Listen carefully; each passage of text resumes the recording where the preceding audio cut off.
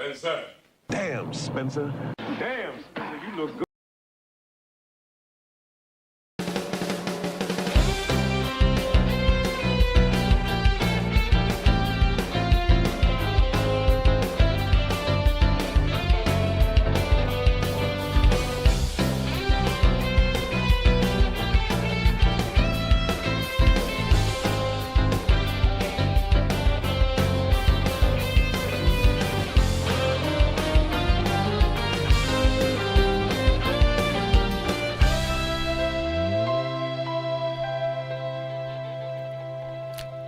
Oh, that's right, and welcome to the Trek Time Trek Show. I am your host, and only host today, Captain Idle. Everyone else, unfortunately, is busy this week, but welcome everyone to the Trek Time Trek Show.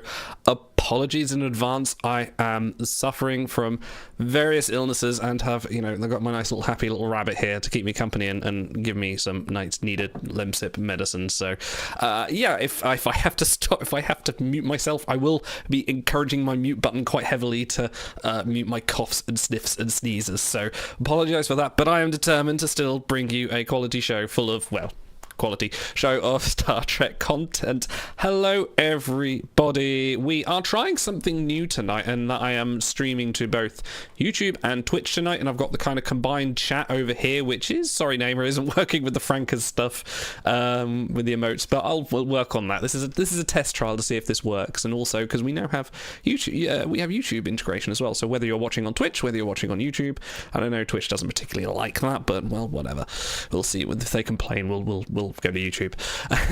We'll see that. But hello, yes, I have a lot of news and things to talk about this week. Lots of Star Trek stuff going on. We've got some videos to show off, some other things. But how is everyone in chat? How are you, all my wonderful, our wonderful devoted watchers? And if you're watching on the VOD, hello. Hope you're having a nice lunch break. That's all I'll say.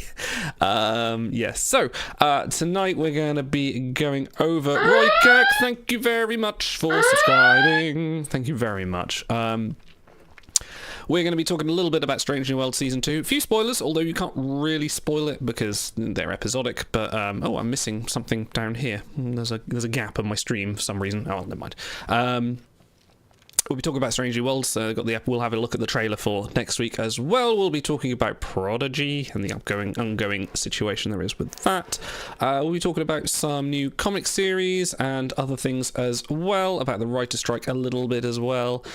If I had more work and if we'd save Star Trek Prodigy. If you are on any kind of social network, please go and save Star Trek Prodigy, because it is an absolute crime. We'll talk about that very soon. Very, very, very, very, very, very, very soon. First off, I'd like to get your thoughts on what do you think so far of Strange New World Season 2? You can see all of our thoughts on our reviews that we've been putting up over the last 3 weeks, and I've even been compiling little shorts, YouTube shorts, the little things you scroll through like TikToks, but on YouTube, so that we just put our ratings, so you can just say, we gave this a 5, we gave this a 7, this is why Otto gave it a 2. I love the guy really, but gave on it midway through season 1. Wow. Well, you are a purist, Roy Kirk. We know that you are a purist of the Roy Kirk generation. Excuse me, rabbit keeping me company. Yes, so no, I'd like to see what your thoughts are of season 2 so far, because it's been very mixed. I found the first episode to be okay. It was alright. Second episode, chef's kiss. Third episode, yeah, pretty good. But I know some people were like last episode were a bit more down, a little bit more milquetoast on it, perhaps due to a little bit more James T. Kirk on it, which Roy Kirk would be very interesting to see. You watch the latest episode to see what you think of Paul Wesley's James T. Kirk, because it's very interesting, and Stars surmised it very well on a video the other way. The beans on toast of the season so far, if you will. The best episode ever. Come on. Beans on toast is brilliant, right? We need to interject here. I only saw Star Trek Picard for the new Trek. Oh, interesting. You've not watched Strange New Worlds, The Chosen 2023. I'll just call you The Chosen. you should definitely give Strange New Worlds a watch. It's very, very good. Even if you're kind of one of those people that just wants to bash Discovery for no real reason, definitely watch Strange New Worlds. It's very, very, very good if you're a Star Trek fan and not Roy Kirk. Sorry, mate. Don't mean to call you out too much on that one. Let me just lower my mic a bit and clipping. There we go.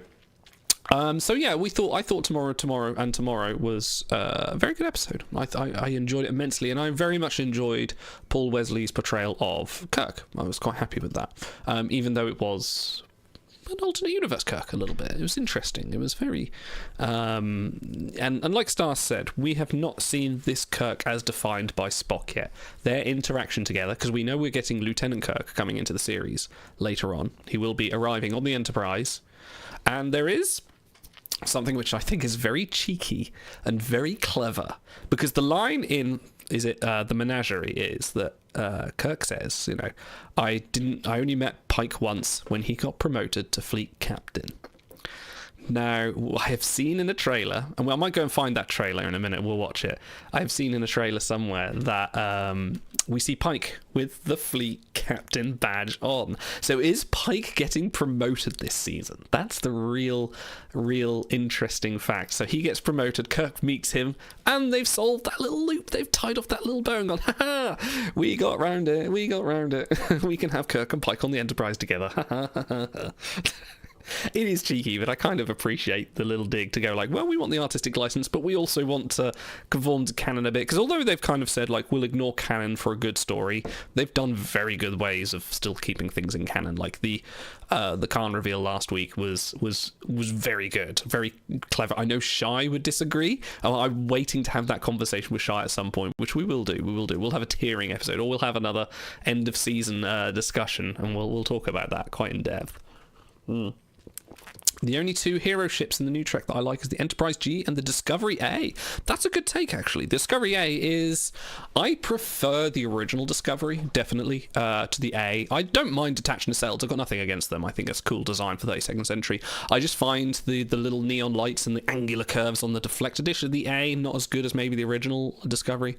Though the Discovery is a very... They're both very nice ships. The Enterprise G is really nice, actually. It grew on me. I didn't like it at first, but then seeing it in action definitely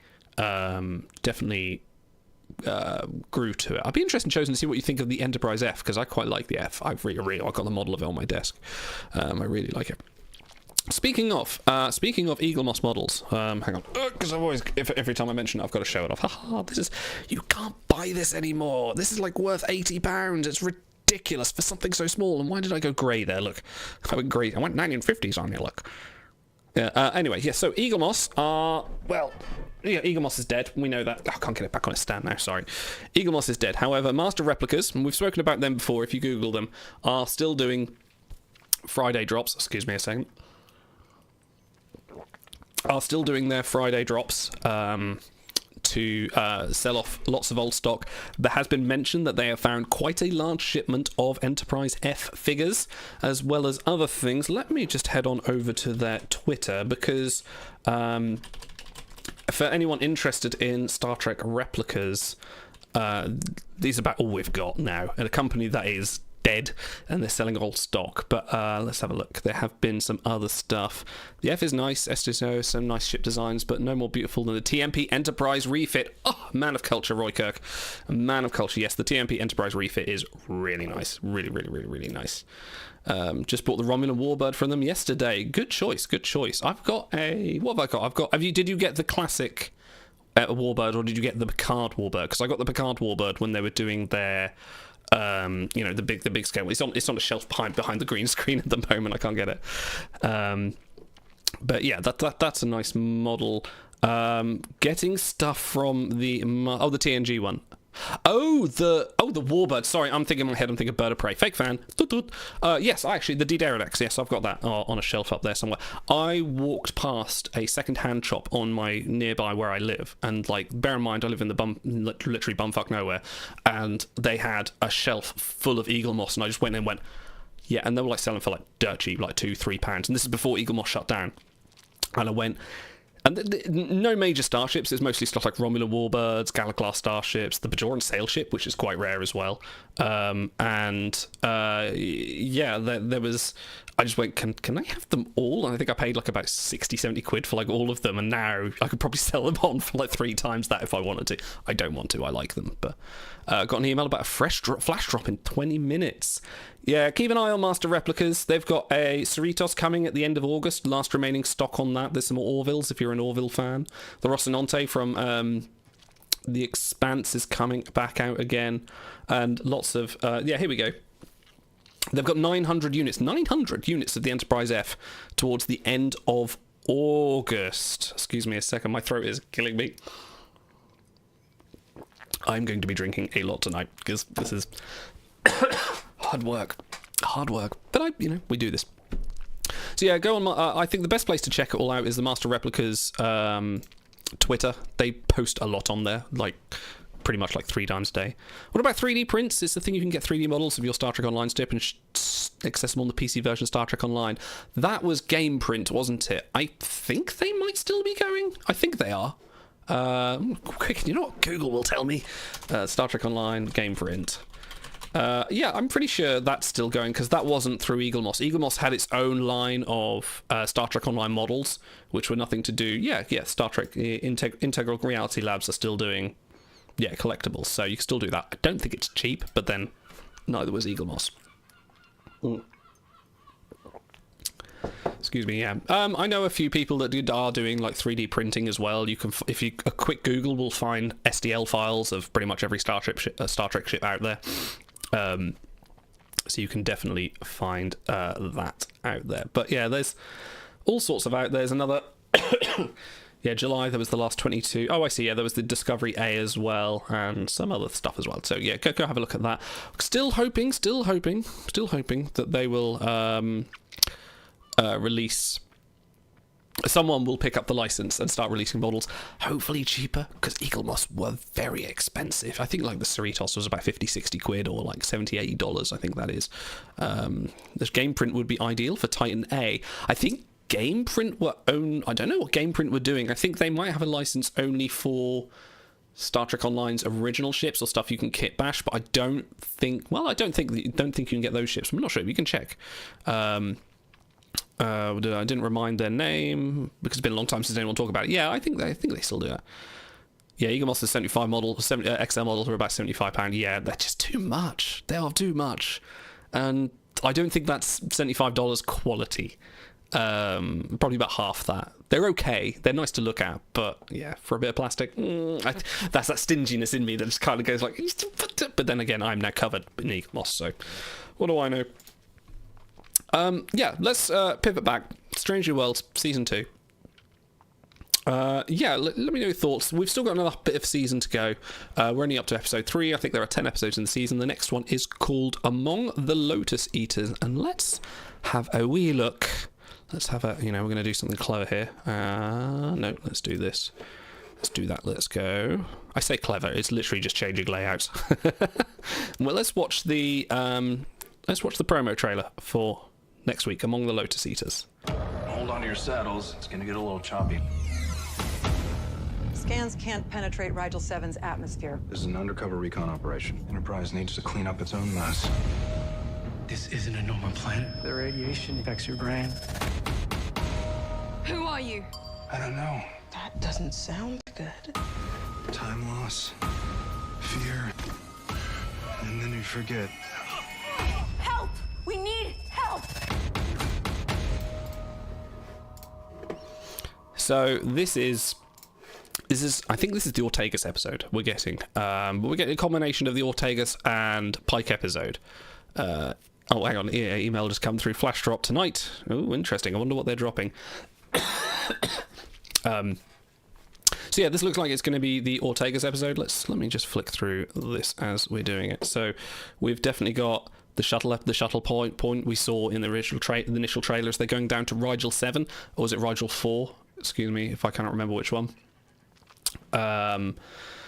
Which was, if people don't know, the planet that causes Pike a bit of trauma before the incident at the cage. The cage occurred before Strange New World, so this is going to be revisiting the past. And there was another clip out there as well, which I won't play because it's directly from the episode, and it's, for people that don't want to avoid all that kind of stuff. But it is There's reference to the Kalar, the big creature that Pike fights in The Illusion, the one with the gurny teeth and the shield, and he goes, I'm going to get you. He's definitely, he was the Kalar, so they're going to redo over that. It's going to be interesting lore-wise and get a bit more of Pike's past. We've got a briefing by Una. We got, right, excuse me, one second. Just dying here. We've got Pike going back to Rigel 7, and there's definitely a little I came because of the Discord comment, no it's that, god damn it. Yes, it's originally posted with the wrong name. Yeah, I'm getting a kind of a little hybrid view of these guys from Rigel 7, almost like the Kalar, almost yeah, little sort of like Oriental, little Genghis Khan-ish atmosphere to it, if that was my sorry, white man's eye there. Apologies to anyone if I have offended. We've definitely got Pike and La'an going down, because La'an is also the main character in this. I think we're also going to be dealing with Uhura's vision we saw in the trailer, where she saw that she was seeing a shuttle, possibly of her parents' tragic accident that she alluded to in season 1. And definitely, I think there's something going to happen on the ship. There's something going to happen on the planet. There's something going to happen on the ship. I think we're going to have an A and a B plot, and they're all sort of interconnected. Right, there we go. I'm going to run out of drink in a minute. We've got Spock on the bridge, lots of Uhura. I think we'd have a full rounded cast episode, which is going to be interesting to see how much time they spend on that. Sorry, again. Definitely dying tonight, definitely dying. But we'll get through it, And from what I can see, it's going to be that Spinny Ortegas moment where you get the Enterprise going.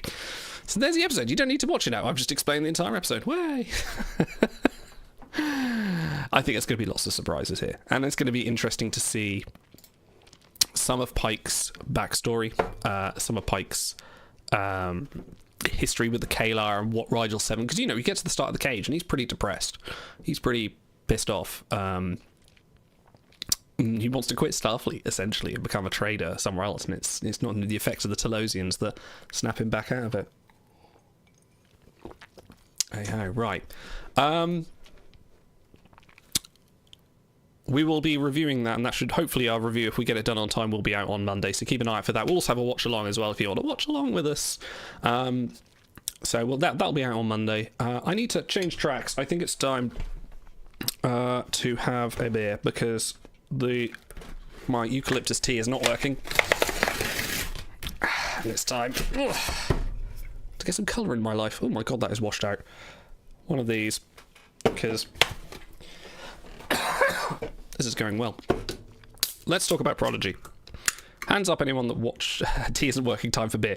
Essentially, yes, that's what it's like. Hands up anyone in chat that watched Prodigy or liked Prodigy, or didn't watch Prodigy and didn't want to watch Prodigy. Let me know what your thoughts are on that, because I have a little bit of discussion about the community impact on that. They still have the Universe class on Gameprint. Interesting. That is interesting. Oh yeah, that's going down nicer. That's already soothing the little tickle at the bottom of the throat there. I need some like lemon and honey and whiskey. Just give me 1 second.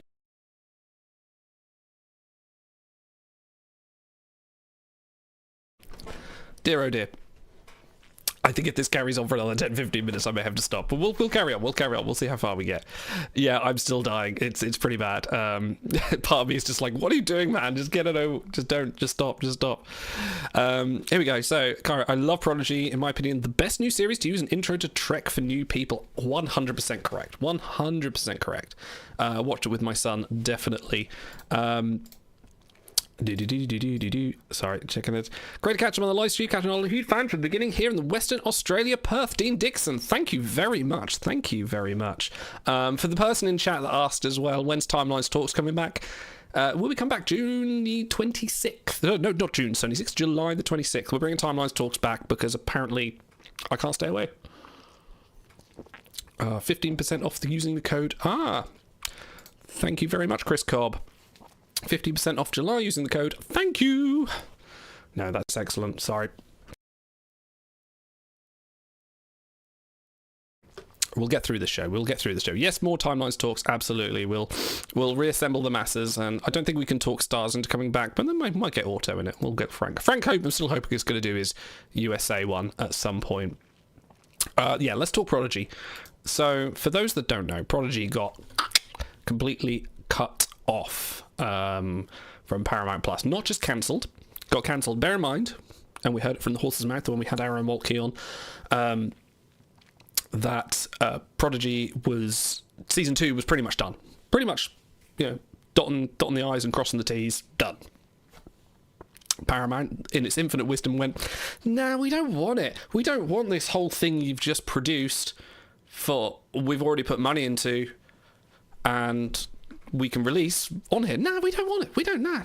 Just put it over there. Put it in the bin. Just fucking chuck it away. They cut it. Not just that, they just completely wiped it from Paramount Plus. Paramount Plus, the home of Star Trek. Their words, the home of Star Trek. No. Apparently not. I had a little rant video about this already, so if you want to go watch me get really angry about this for an hour, go and watch that, but I will still be angry about it, because why would they do that? Well, we know why they did it. It's so terrible. Thank you, Namer, thank you. Why would they do that? Because it's a tax write-off. It was a tax write-off. A few other shows got cancelled. There was a Grease spin-off show that got cancelled. And a few other ones. Apparently some other fan stuff, some more stuff's been cut. Just completely gone. Like, I can understand them cancelling a show. We'd be pissed off, but I could understand them going, I wasn't making enough money to now make the books, all this kind of stuff. They go, yeah, season 2, and done. And we'll be like, okay, it was fun. I'd still be fairly annoyed, but no, they've just decided Paramount Plus is no longer the home of Star Trek. And for the things I've been hearing and reading around the sidelines, sounds like Paramount is in a lot of trouble. There is a lot going on with Paramount that is meaning that maybe other Star Trek shows might be heading that way. There might be maybe a little Strange New World season 3 might be not looking into it. But apparently they're looking to sell. Buta says, yeah, I can see that. And the question that I raised when I did my little Prodigy rant is, who would buy Star Trek? Who would buy Star Trek? Not. That's not me being disparaging. Not saying who would buy Star Trek. No, plenty of people will buy Star Trek. It's a fucking huge franchise. Hey, stars. Who would do that? A lot of people have been saying, hey, Disney buy Star Trek. I wouldn't want that, because Disney would just, you got room for me? Have I got room for you? Let's find out. Let's see. I'll hop over onto the Discord. You get into the Discord and I will flip things out. Maybe you can help me, because I'm just going to be choking my lungs out. We can keep this going. Right. We will continue this conversation in a moment.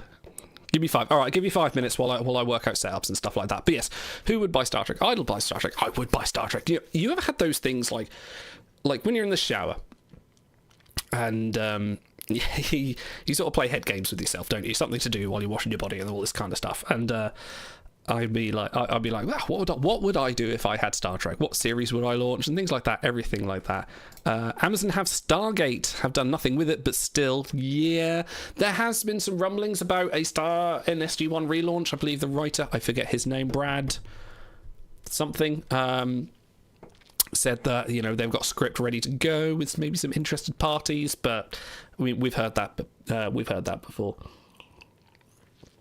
But yes, let me just change tack here. I won't go anywhere as far as you guys are concerned, but I will appear on air and work this out. Let me do that. Turn on my camera. Let me just figure this out. Pop it out. Watch as my computer just goes, what are you doing? Trying to do 2 things at once? Are you mad? And then if I go here, no, oh my word, what does that do? Let's try that. Let's try that. That looks a bit better. So when stars will pop up over here when he's ready. Let's just pop over here for now. Brad Wright, thank you, Stephen Reed, thank you. So yes, no, we don't want Disney to buy Star Trek, do we? Really? They'd probably funnel money into it. However, with the current situation with, like, you know, they're cutting a lot of things with Star Wars and Marvel, like they're not doing half as many shows as they used to, and I think people are going to be like, well, we want to buy it, but we don't want to spend a lot of money on it, so we've got to be careful. Amazon would definitely wouldn't want Warner to buy it. Ooh, look what's happened to DC. Hopefully James Gunn will get that back into track. But Amazon, maybe. Amazon have done some interesting things with their TV series. Apple wouldn't be a bad shout. Someone messaged Apple Plus. I don't think I'd mind. I'm not an Apple fanboy by any means. I think I have an iPad and I have a Google Pixel. So like I'm not tied to any one brand really. Apart from Star Trek, of course. Yeah, so yeah, it is looking like there may be a sell of Star Trek possibly coming in the future by seeing what's happened with you know, if they'd have just cancelled Prodigy and just went and kept it on the service, no one would be waving the panic siren. But hey ho, there it is. But yes, so the interesting thing is, there's something I read today. Apple, oh, hang on, more comments. Apple would be the worst option. Their corporate philosophy is pretty much opposite to Trek. You're not wrong. Yeah, you're definitely not wrong. It all depends who wants to buy money and buy the product and put money into it, because that's what you got to do. You know, if you buy Star Trek, you've got an absolute history. I can't handle the stars flow. My throat can't handle the stars flow. No, that sounds real wrong. Oh dear, let's no one clip that. No, the interesting thing that I read was back in May, because earlier in the year, Playmates released a ton of figures from Star Trek Prodigy. Dal and Gwyn and all sorts of things like that, all characters like that. And there was supposed to be a hologram Janeway model coming out. It got cancelled in May with no real reason, and that maybe could have been the early warning sign to say, like, maybe they're not going to do anything more. Paramount's pulling out of a lot of things. Paramount's maybe selling itself, and all these licenses are suddenly just going to go woof up in the air. Excuse me.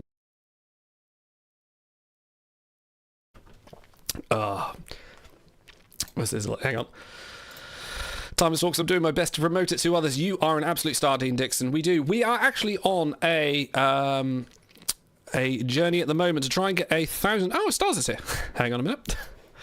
Let me go here. I was wondering when you would notice. No, sorry, I had something pinged up on my other screen there. Hey, buddy, how are you? Oh no, that's not right. I'm doing well. What is that Discord thing there? Get out of here. Yeah, get that gone. How are you, my friend? How was work? I am. The reason I am here is because I want to de-stress after work. So de-stress me, Idol. I will de-stress you. Let's talk about how Prodigy got cancelled unfairly. How sad are you? I haven't spoken to you. Dude, like. Oh, I think you're on your other microphone at the moment. Am I on my other mic? Yeah. Oh, I might be here. Mm.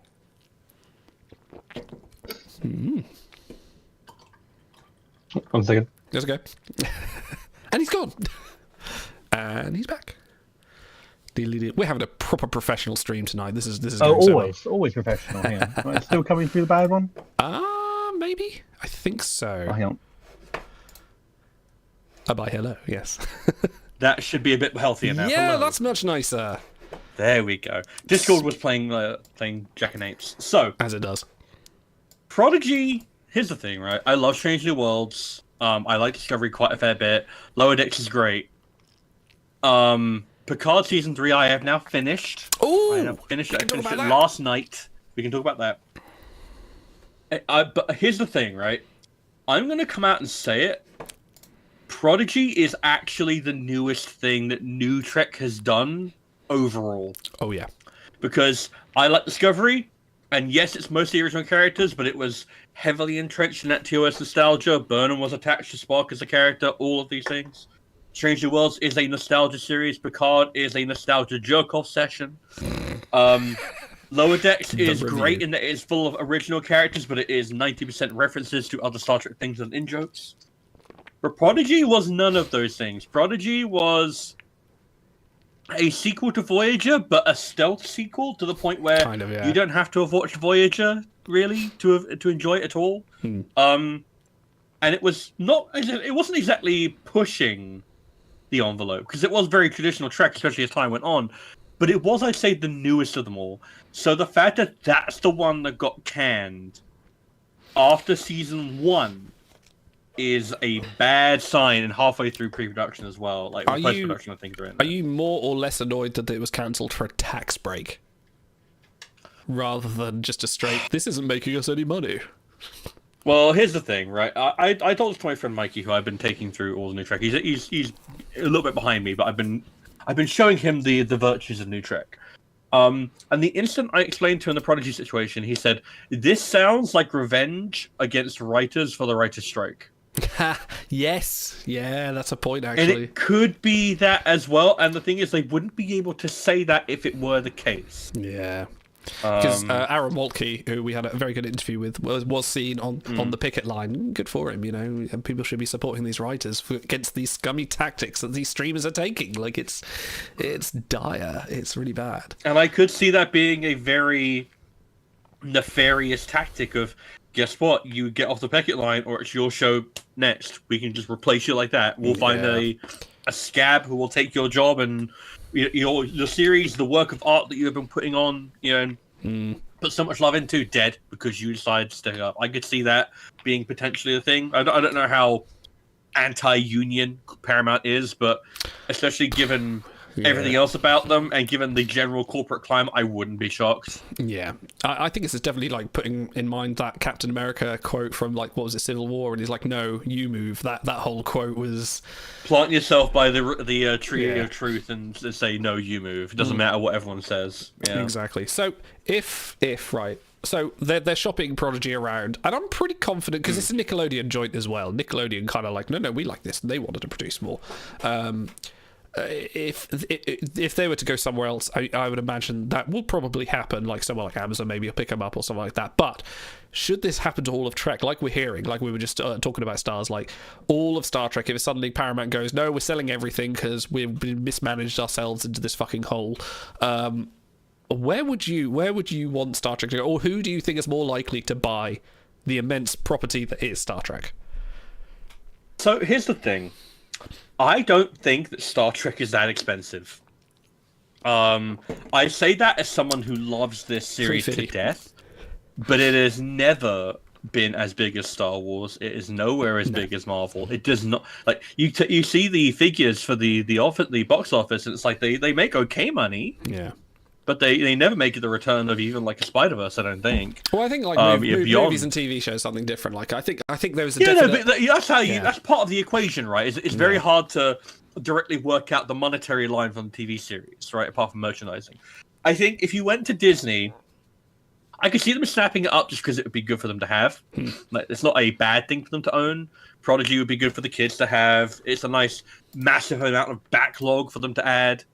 They would probably finally start merchandising it correctly, and Star Trek fans will pay for good merchandise. But I don't know if I want it, and I'm fairly certain it would start coming up into the realm. Yeah, merchandise Trek is bad. It's not in a good place. Disney would fix that. Disney would merchandise the fuck out of it, and I'm kind of here for that. Yeah. But I don't think they would do it. And I think if they did, they would also probably run into some degree of monopoly law in terms of how much intellectual property you're allowed to have. I feel like Disney's already skirting on that edge. I could see that being a problem. I don't know. Also, Disney is doing the exact same thing. But they're taking their series off with tax breaks and stuff like that. Amazon, I could see. You can no longer watch Jeff the Star Wars Bezos is a Christmas massive special. sci-fi nerd. Yeah. With the Wookiees. Amazon's not a possibility. I'd hope if they sell it, Star Trek would not just be a small part of a huge empire and a relatively small and tightly knit thing afterwards.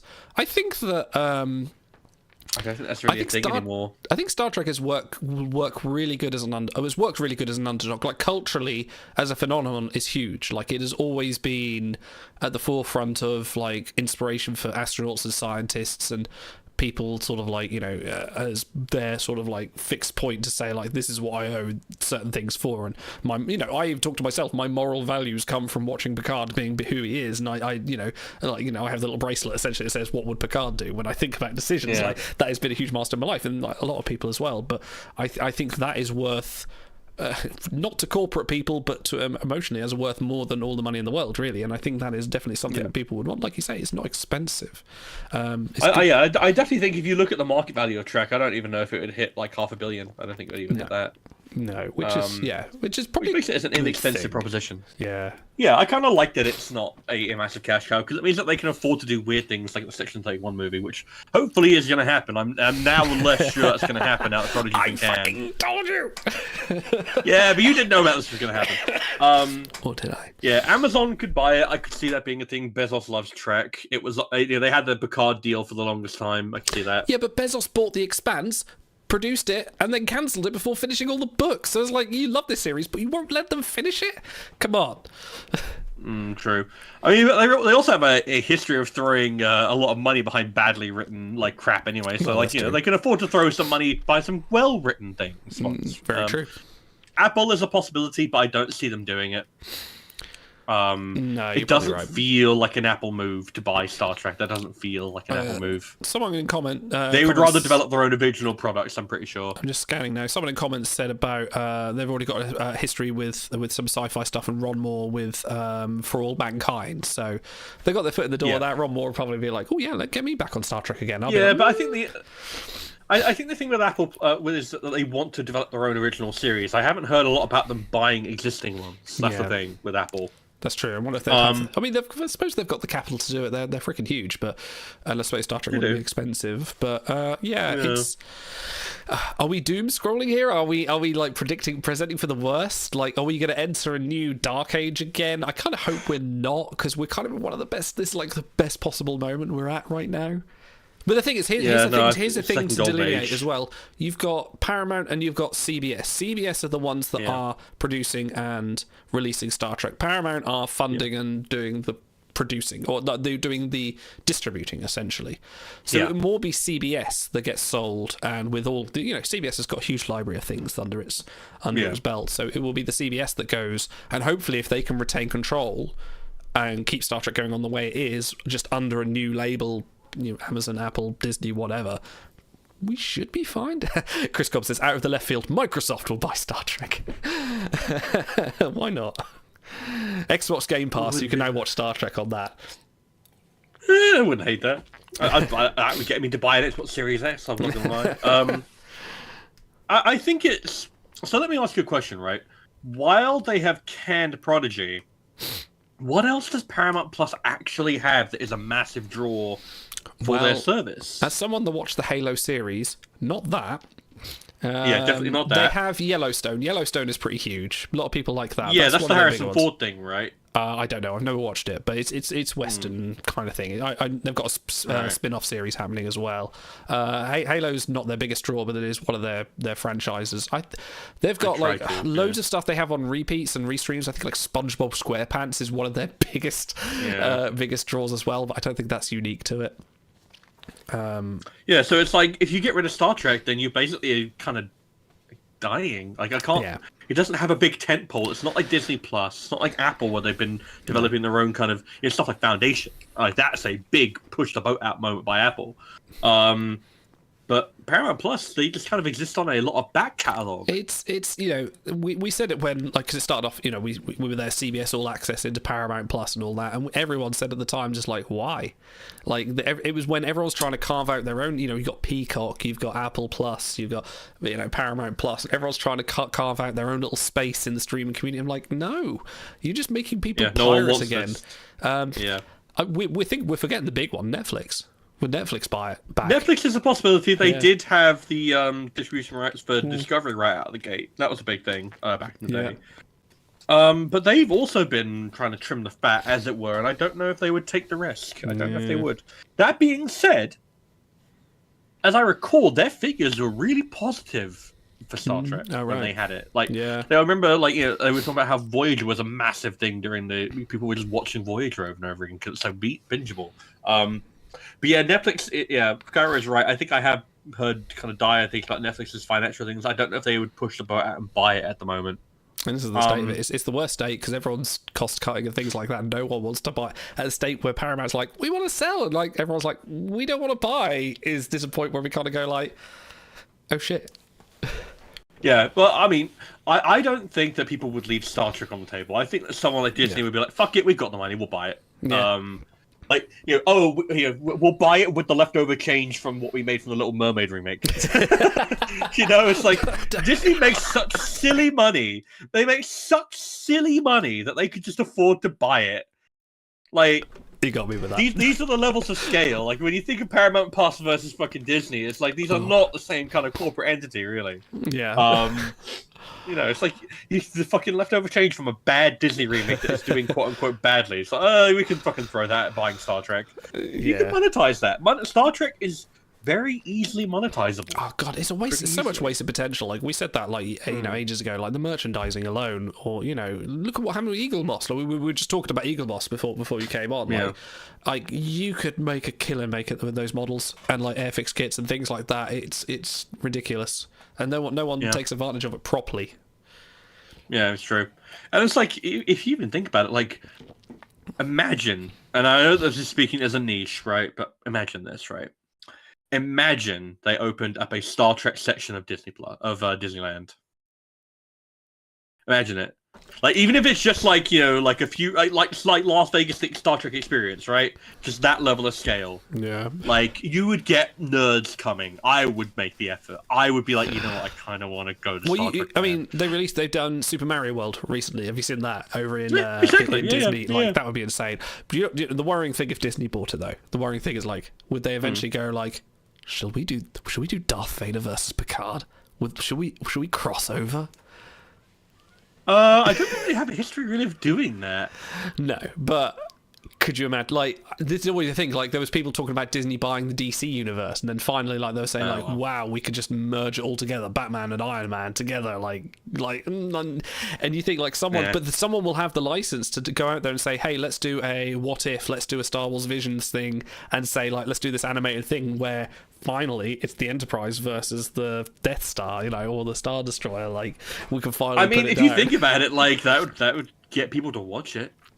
It's like, in the end, it's like, but it wouldn't hurt the brand. Like, guess what? Star Trek is a brand you can't really hurt anymore because you've already had all the worst parts of it. We had Picard season 2, we had TNG season 1, we had Enterprise. Like, we've already had all the worst dregs. Like, anything that Disney does can't really be any worse or embarrassing. And I think so. I don't know if you heard about this, but Secret Invasion, the newest Marvel streaming service, I remember hearing it was in a bit of dire straits, right? I heard that it had the second lowest streaming figures of any MCU project, I think only above Miss Marvel. And I believe it was 1 million people were watching it. Okay. I bet you fucking anything at least 2 or 3 times that watched Strange New Worlds on the dot the instant it became available. Without a doubt. So I bet you if it's a case of, okay, Disney comes up to Paramount Plus and they go, okay, we're interested. Show us your streaming figures. What's the average episode of Strange New Worlds do? And they go, And then they go, okay, so what's the average budget of one of these things? Oh, a few million? And then they go, so how much merchandise do you produce on a regular basis? None. They just bring out a pallet. Like, we got this. Yeah, no, it's on phases alone. On toy phases alone. When was the last time you saw a toy phaser in fucking stores, right? Well, do you not remember they released a $500 Dust Buster about 3 months ago, didn't they? Yeah. I don't know, Buta. Star Trek is not a cheap show to make, except Disney is also bought Doctor Who, the distribution rights for that, and they're throwing so much money at that. They're throwing like millions at each episode of that. Right. They've gone big into Bad Wolf Studios, haven't they? I forgot about that. Yeah, that's interesting. And if you think about it, where these two, Star Trek and Doctor Who, are kind of in the same niche. Did you know, but by the way, very different takes. Did you know, back in 2005, there was plans for a David Tennant to appear on the NX-01. That was actually going to happen. A script was written, and the talks were happening, but I believe it was either Enterprise's cancellation or just talks broke down. But that was a thing that was going to happen at some point. And there was a couple of Star Trek Doctor Who comic crossovers, but that nearly happened. Yeah. But if I think about it, it's like if they're willing to take the jump for Doctor Who, Yeah. I think they could. I could see them doing it for Star Trek, because Star Trek is just as big a cultural monolith, kind of just as niche. Like Doctor Who is like big cultural zeitgeist was like a decade ago, but they still push the money out. Yeah. Strange New Worlds, for example, and Picard season 3. I bet you, if Disney Plus took a look at those figures, they'd be like, "There's something here. We can leverage this." And don't forget, Picard season 3 and Disney, monopolizing on nostalgia, like shaking hands in the middle there, like. Yeah, there's a lot of stuff to mine there. I think Disney are kind of learning from the mistake, like, because as soon as they launched Disney Plus, they just went, let's make everything a series, let's just put all this money out, and then they ran out of money and kind of went, let's make less of those, and let's make one of these a film.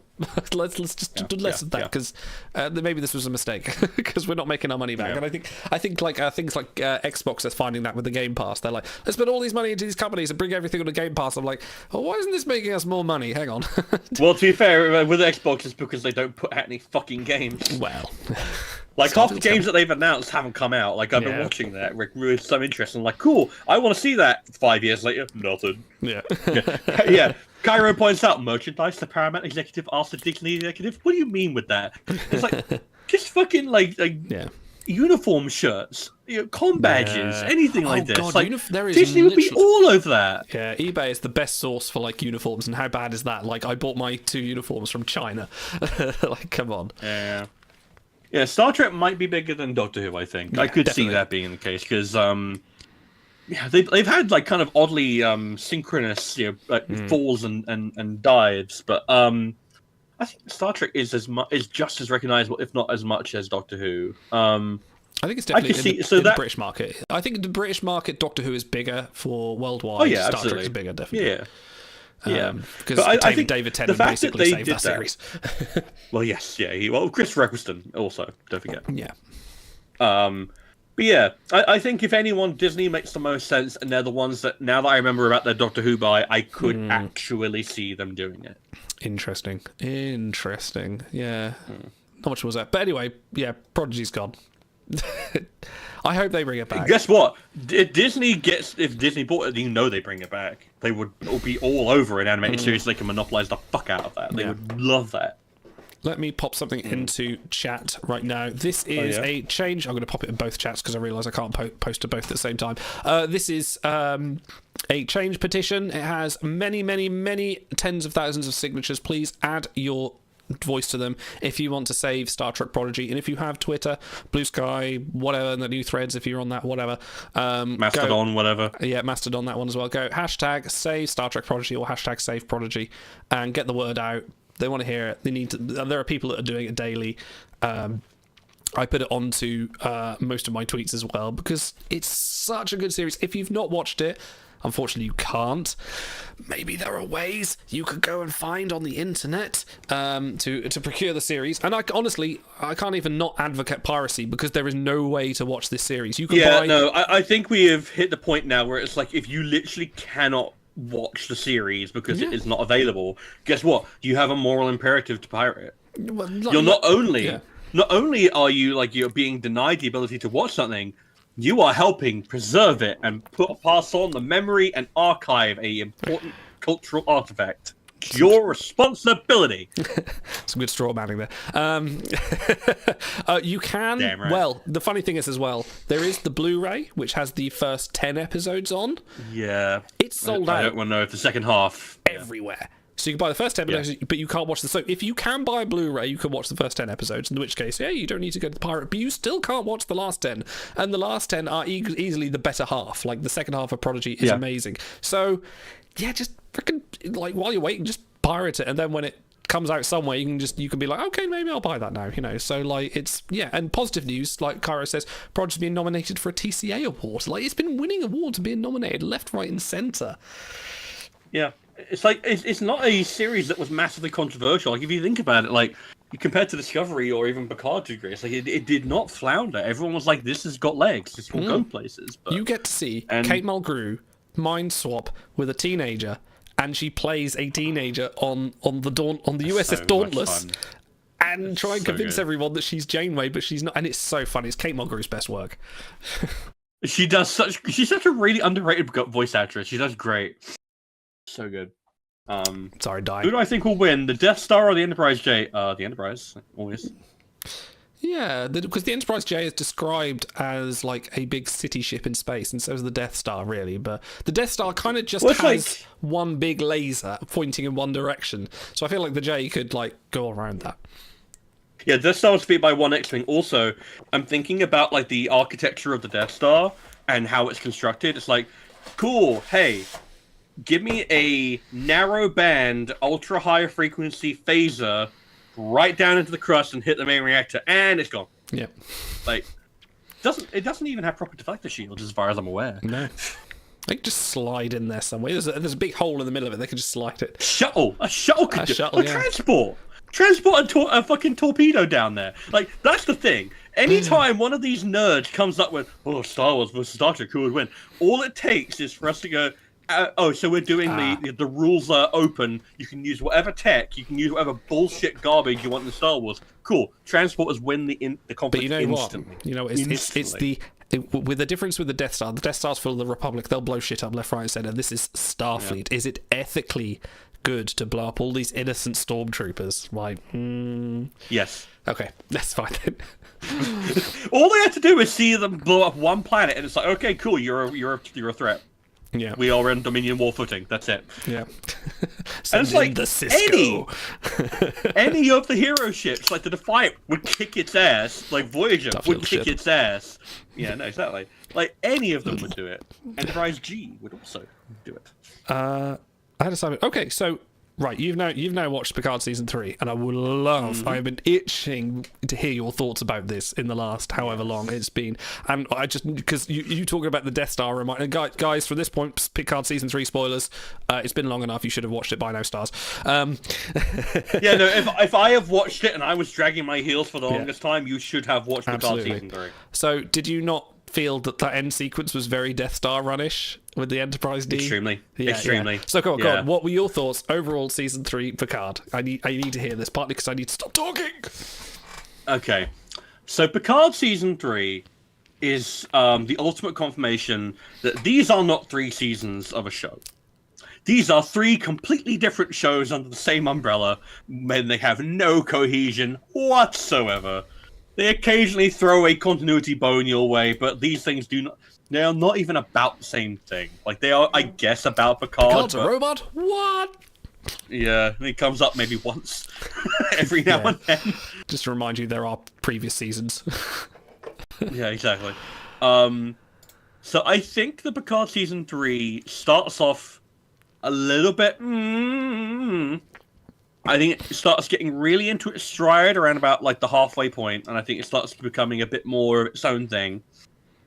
And then I think it kind of stumbles in the final half. Interesting. Because I was watching the literal plot device of only the old people can save us. Only the old nostalgia ship can save us. The young generation are against us. I'm like, this is for boomers. This is for people like who are like 40 or 50 years old. I've still got it. I've still got it. Yeah, no, it's like I understand that we're in a generation. Guess what? I watched Indiana Jones 5 the other day. How was that? So it was actually quite good. It was actually quite good. But guess what? That was a lot more aware of the fact that it was about a geriatric trying to do an action series. And I was just becoming very aware that, okay, yeah, little bit jerk-offy. Little bit jerk-offy at times. And while... So here's the thing. I like my Star Trek villains to have nuance. I like them to have dimension. And I like them to be fresh. I don't generally love the idea of Xenomorph Queen, melted goop, Borg Queen, Alice Kriege, looking like she's been in a microwave, who is spouting off very rote lines. Like, this is way worse than First Contact. So they had a perfect opportunity, because they basically just airlocked Vatic, and that was it. It was Yeah. like a very kind of Yeah. like, oh, was that it? They had a perfect opportunity to have Vanek turn up on the Borg cube at the end, confront the Borg Queen, and actually have the kind of Ragnarok situation, you know, where you had Surtar versus Hela. You know, basically the two villains should go, no, you threw me under the bus, and have them face off against each other and realise that, you know, it's a bit of a, you know, the Dominion versus Borg fight we all wanted to see.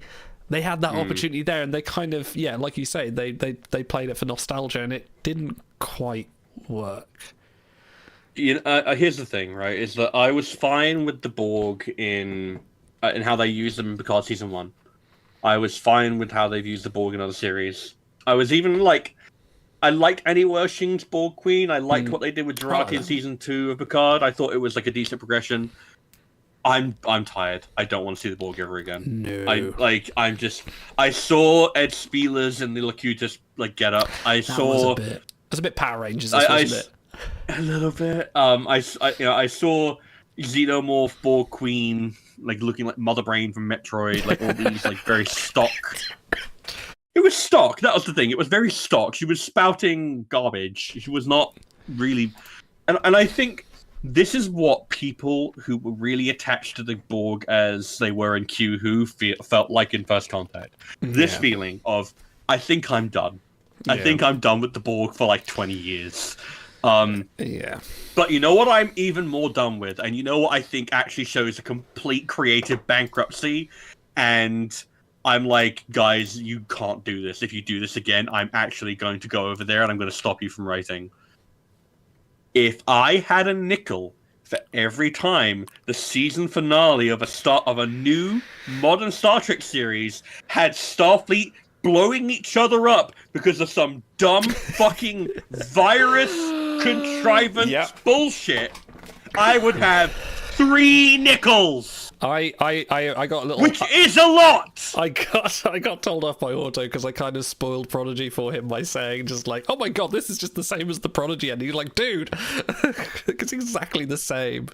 It's a virus like coming from an alien species. Lower Decks and Lower Decks and as well. Picard all have the exact same fucking ending in the same year.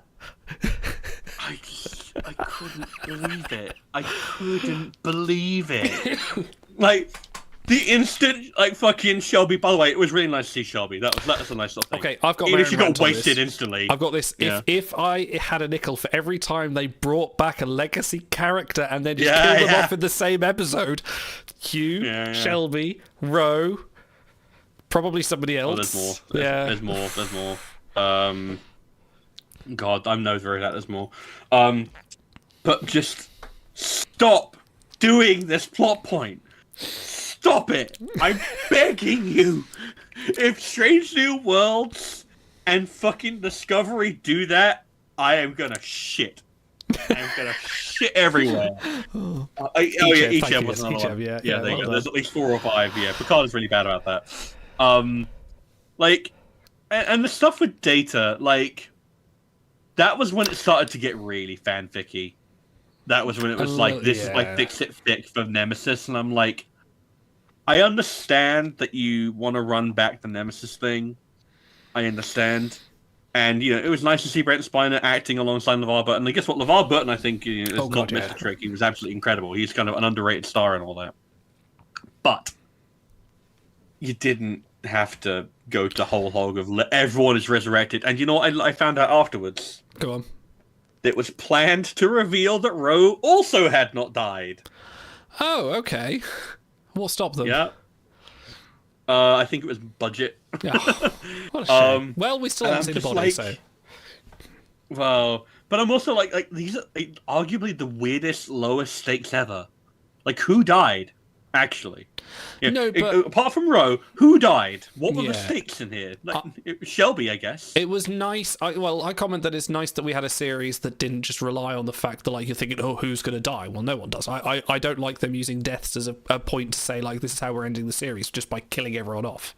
Like, I don't mind that, which is kind of We had anti-death. We had people just coming back to life, left, right, and center. Yeah, with the data thing, like he should have not been like. They always said, "Oh yeah, he data's back." I'm like, well, maybe it should have been more. Maybe it should have been lore or lore with a little bit of Data's empathy in there, so he actually turns out to be a good guy. Well, there was a kind of there. Yeah, or maybe it could have been just like a completely new robot. But yeah, they want you know why they did it. You know why they did it. Everyone said, "Oh, Data's back.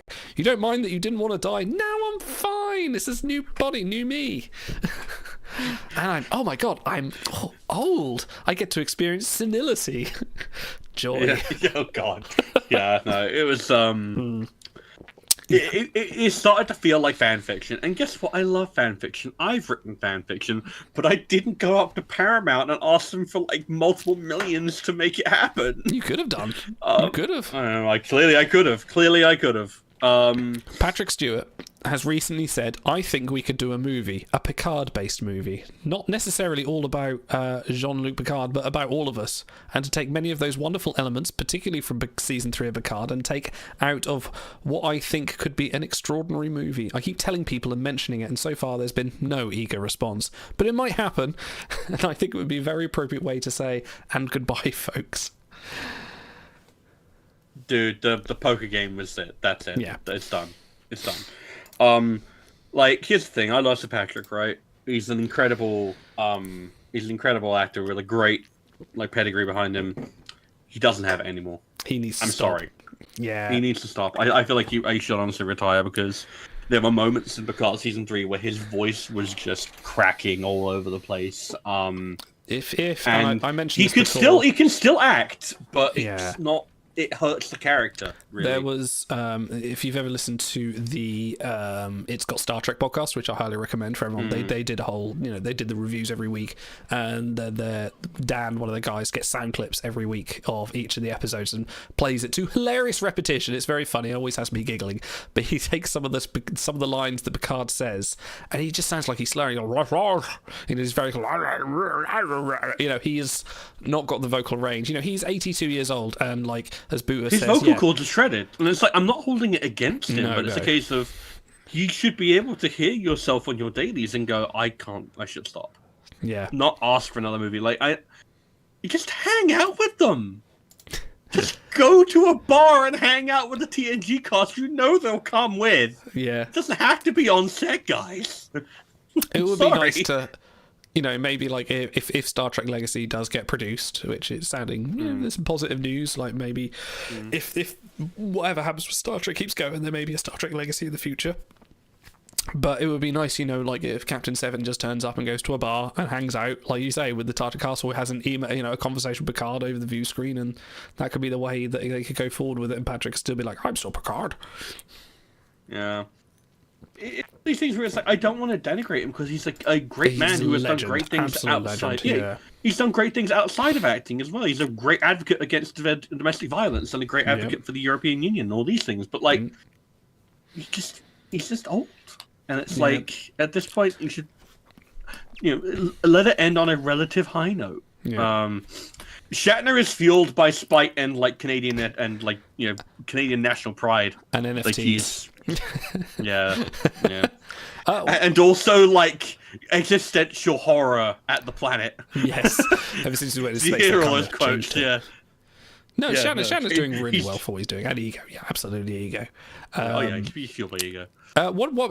We can't have this conversation about Picard season 3 and not talk about Worf stars. Oh, he's so good. Yeah. Every line is a banger. Every single one is a banger. I shall make it a threesome. Like, just... like, they just amped up the, Namer, I'm glad he did Picard Season 3, because guess what? If he'd ended on Picard Season 2, I would have been really fucking pissed. Yeah. I think this is a decent place to leave it off, but that should be the cap off. I wouldn't mind seeing Worf again, because guess what? Michael Dorn clearly has it. Like, Samurai Worf is probably the coolest he's ever been. Yeah, even falling asleep on the bridge was. I fucking loved that. That was fine. I was like, he's had a long day. He got shot like 3 times. I'll allow it. And Jonathan Frakes still has, like, everyone still has it to a degree. It's just a case of, I think, like, Brent Spiner and Patrick Stewart, take a step back. Everyone else, you can keep on coming back if you want. Even Brent Spiner, well, they killed off Alton as well, which is a bit like, if he wants to come back, just not as Data. Like, it doesn't make sense. But yeah, they are. He said, I don't want to be in the makeup, but I don't know if you ever saw the deep fake they did, where you remember the start of Picard season 1 where Data's doing the painting and everyone's looking at the Starfleet uniform, going like, oh yeah, you're old now because this just happens at age. But someone actually did a very good deep fake, which took him back I did see that, yeah. TNC's one. I'm just like, that's flawless. Like, do what they did with Mark Hamill in Mandalorian. I think it was season 2. Oh no, it is in the Book of Boba Fett, not the bad one, the one where they actually did it quite well in the Book of Boba Fett. That looked decent. I'm getting. That's what you gotta say about that. I don't know. No, Worf was awesome. I love Worf in it, but I have to say, I think I definitely had the little chills up my spine when I saw the Enterprise coming out and doing. People saying like, "Wow, the Enterprise D never moved like that." And I'm like, well, if they had the budget, you bet they would. Well, because it was a fucking 7-foot big model. Like, what do you fucking think it was gonna move like? Yeah. So yeah, I liked. There was that parts of that nostalgia did hit me in various good ways. Like them walking onto the bridge was definitely like this is cool. But partly because watching the production of it, how much they went into recreating it as well, just for essentially 2 days, was really nice. And it did. A part of me is like, that did feel like coming home a little bit, because it was a bit like, oh wow, I'm seeing all these people on the bridge, even if they are about another 30 years older. That was a nice moment. But so I feel like we have to talk about something that this is accidentally exposed. Idle, what's the average crew complement of a Galaxy-class starship? Hundreds. 1,000. 1,024 as of TNG. But clearly, that was unnecessary. Well, Ortega said in the last episode, you just need 7 people on the fucking bridge. That's all you need. Ortega's even said in Ad Astra per Aspera, she even said, the ship pretty much flies itself. But the one thing I want to know, because I can there is no one in engineering. I can probably answer this. It came from the Fleet Museum. We saw no one else apart from LaForge and his daughter. There had to be thousands of people there in that little starbase. Otherwise, what the fuck are they keeping all the lights on for? And so I reckon they took some crew on to staff some of the essential services, and you just don't get to see any of them. Of course. You just don't see them. They're not allowed on the bridge because that's VIP only. Yeah, you don't get to see it, but they're all geriatrics as well. Yeah, on the turbo lift there's a velvet rope and there's a bouncer just no, you're not allowed on. No, you're not part of the TNG thing. Booty, you're not wrong that you can have the ship out for short periods with not many people around, like in Star Trek 3, except for the fact that when Scotty did that, it took one torpedo hit and the entire automation center went boom. Yeah.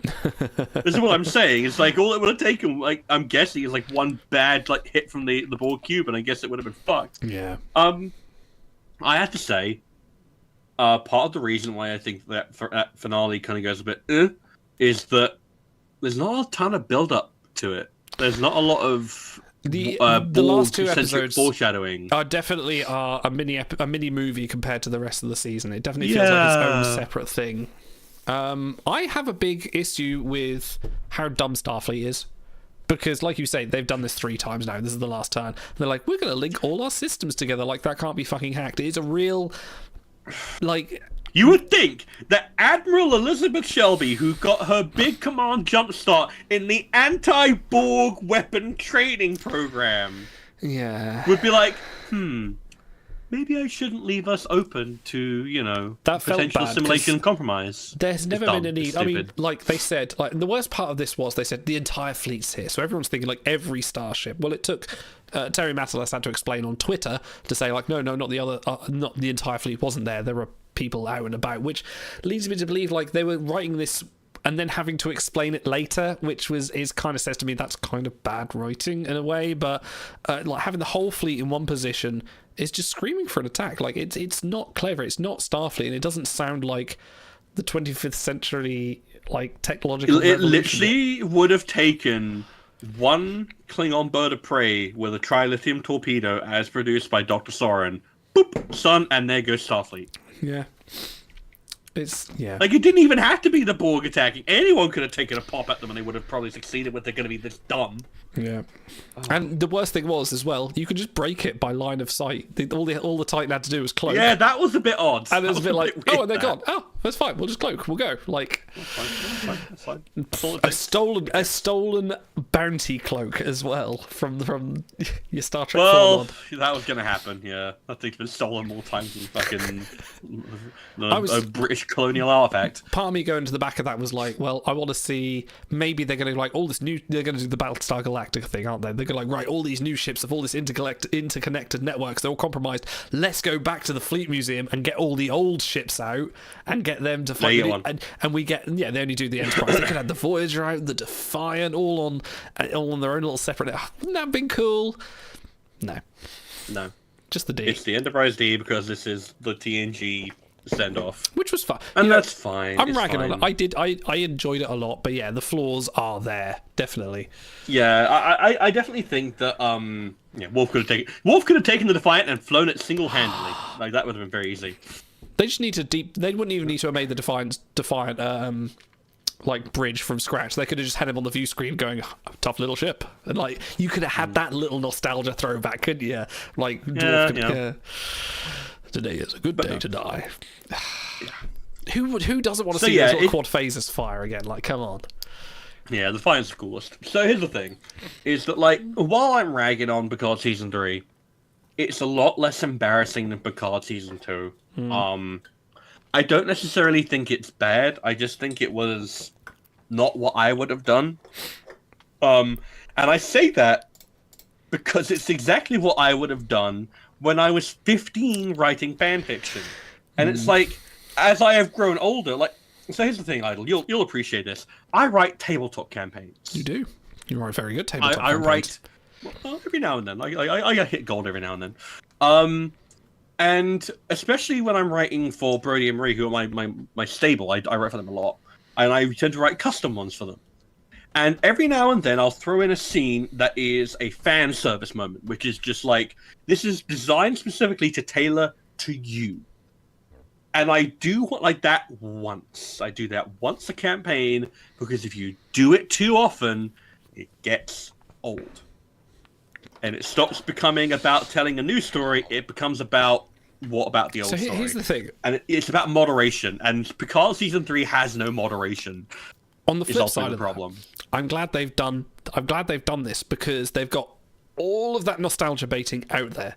They've pretty much thrown it all into one season, and now they can move forward and kind of like go, right, you've seen all this, how about some of these things that you like over here? Like, we've got Discovery season 5 coming out next year, which is going to be pretty much the opposite of that. It's going to be anti-nostalgia baiting, and people will be like, watch season 3 and kind of go, well, maybe it's time to do something new. And they've kind of got a lot of the old fans to come back in and go, oh, look, it's the proper Next Generation series come back again. Hey, oh, maybe we should check out some of this stuff we've been basically bitching about but not watched for the last like 7 years. Maybe. I would hope that would be the case. You think? But yeah, it's one of those things where it's like, as I get further and further along, I'm like, is Picard season 1 actually pretty good? I'd need to rewatch it. I haven't watched any of Picard. I rewatched it in the lead up to 2 and 3, and I was like, you know what? Do I actually like Picard season 1 a fair amount? Because like, it does things. There's some really bad choices in there. Yeah. There's some really obviously bad choices. Just in But it's a chosen different 2023. story. Discovery was cancelled, but they have produced season 5, so there is still season 5 coming out in 2024. Sorry, carry on. Yeah, so not mentioned season 5 is also being given reshoots to turn it into a proper ending, so it's not going to end on a cliffhanger or anything like that. But yeah, Picard season 1. Picard season 1, it's very uneven.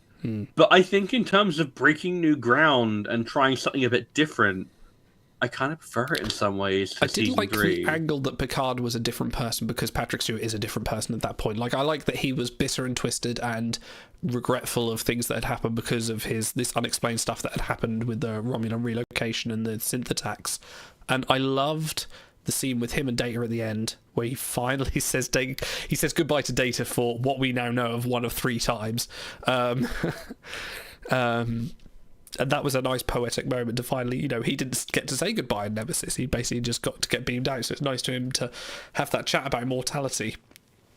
But there were some bits in there, like the Narek and Soji stuff was a bit like, and Narissa as well was just like not great. And then killing Hugh, My God, why? But then again, season 3 is just as bad about that, you know, in some ways. Like, it has some of the flaws, but in terms of some of the positives, it does some new things. Like like if I think about the depth of character work that went on in Nepenthe, for example, or some of the more they watched Nepenthe and thought, let's make a well. series out of Nepenthe, and that's what they did. But so can I bring something up? What the fuck happened to Kestra? She was in the academy. Is she apparently. just sit? No, she isn't. No, well, apparently, according to Terry Matalas on Twitter, she is. See, this is what I mean. They have to explain this stuff in tweets like, apparently, because Elnor got assigned to the Excelsior got blown up. Apparently, he wasn't on it. But I like to think he was, because fuck Elnor. No, I like Elnor. Fuck you. You're a bad man. You're a bad man. You should feel bad. You're a bad man wishing death upon an innocent Romulan teenager. But it's like, I think, what did Elnor do to you? He's named Star Trek in Elvish. That's what he did. Yeah, that is pretty much my entire hate. He doesn't care about the actual details. Yeah, what happened to Laris? Yeah, no, guess what? That boat has sailed. Laris died on her way to Shalnock 4. Yeah, no, like, sorry, you trying to tell me that that fucking Picard isn't knocking boots with Beverly? That's happened. That's happened, and it's going to happen repeatedly. Let's make Jack 2. Yeah, exactly. Oh, God. I named my son after my dead husband with with his best friend. That's not here's weird. The thing. No, that's more common than you think it is. That's maybe still weird. What else was it going to be? I don't know. Chris? Like, anything? Why Chris? I don't know. Chris? Just pulled a name out of my head. No, here's the thing. You're forgetting that Maurice. These are characters. No, he hates his grandfather. Not after season 2. Yeah, but guess what? Jack was born long after that. Oh, okay. Well, before that, rather. Sorry. But you're also forgetting. This is a fictional character. They do not name their fucking children after random things. They name their children after dead relatives only. That's true, yeah, like someone said Kestra as well. Yeah. Yeah, Rainer also has a point. The season 3 Riker Troy arc seems out of sync with season 1. That couple had come to terms with the loss of their son. Yeah, no, the Riker you see in season 1 does not feel like the Riker you see in season 3. They do not seem like the same characters.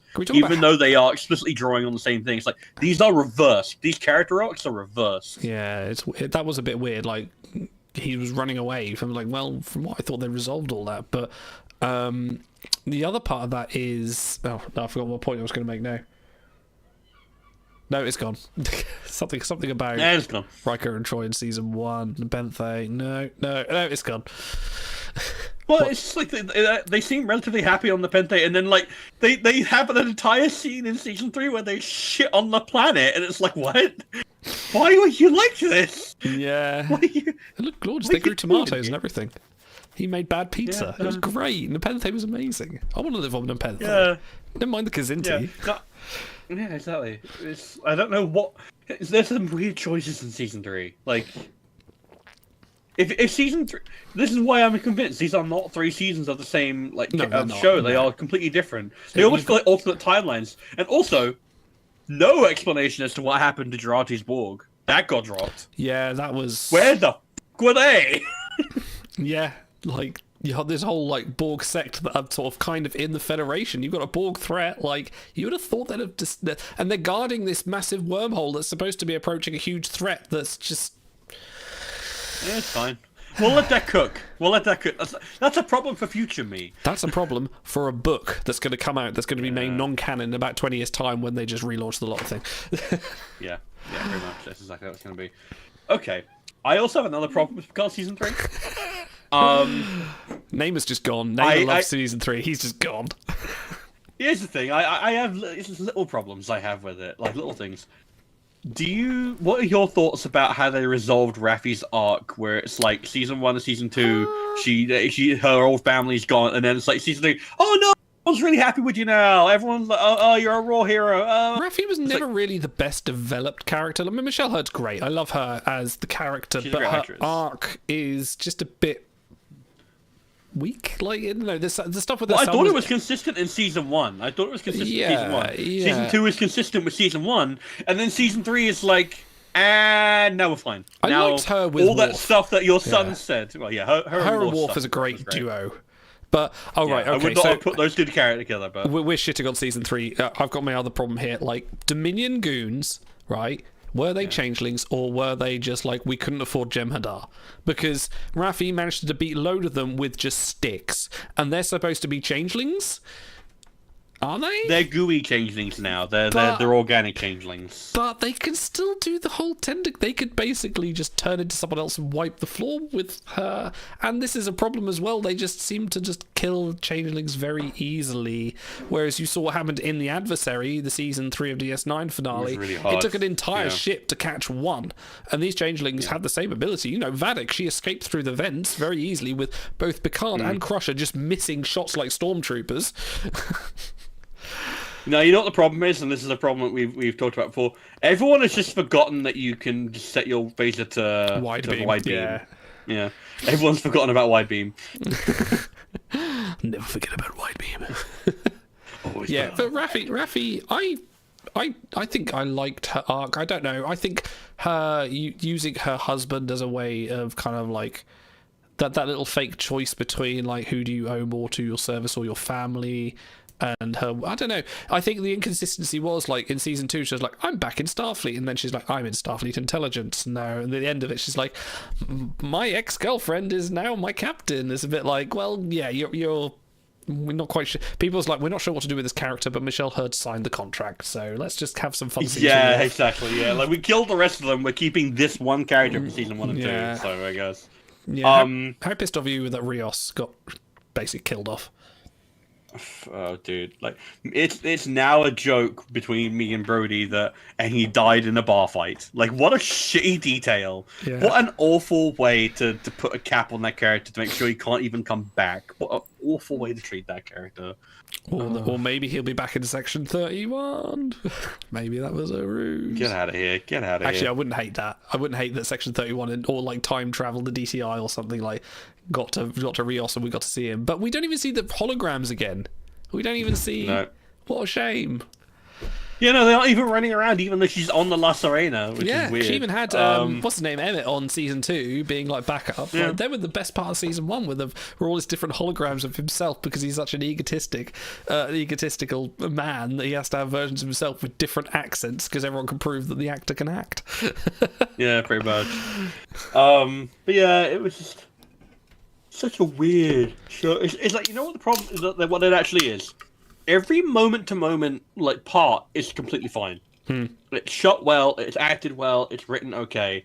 But the instant you take a step back and look at the structure, especially in relation to season 1 and 2, it starts making less and less sense. And it becomes very. These are not the logical places that these pieces end up. These are the places that the pieces end up because I want to tell my fanfic. And it's like, that's fine. But it's not what I want Star Trek to be. Should Stars be writing Star Trek? That's a poll now in. I don't even know what I'd do. No, you know, I would spread my wings very hard. Oh yeah, the post credits. Yeah, let's run back the Q death as well. That's another anti-death. Oh, you think in such 3-dimensional terms. Fuck off. You're not the prophets. Fuck off. But what if he were? I'm not the prophets.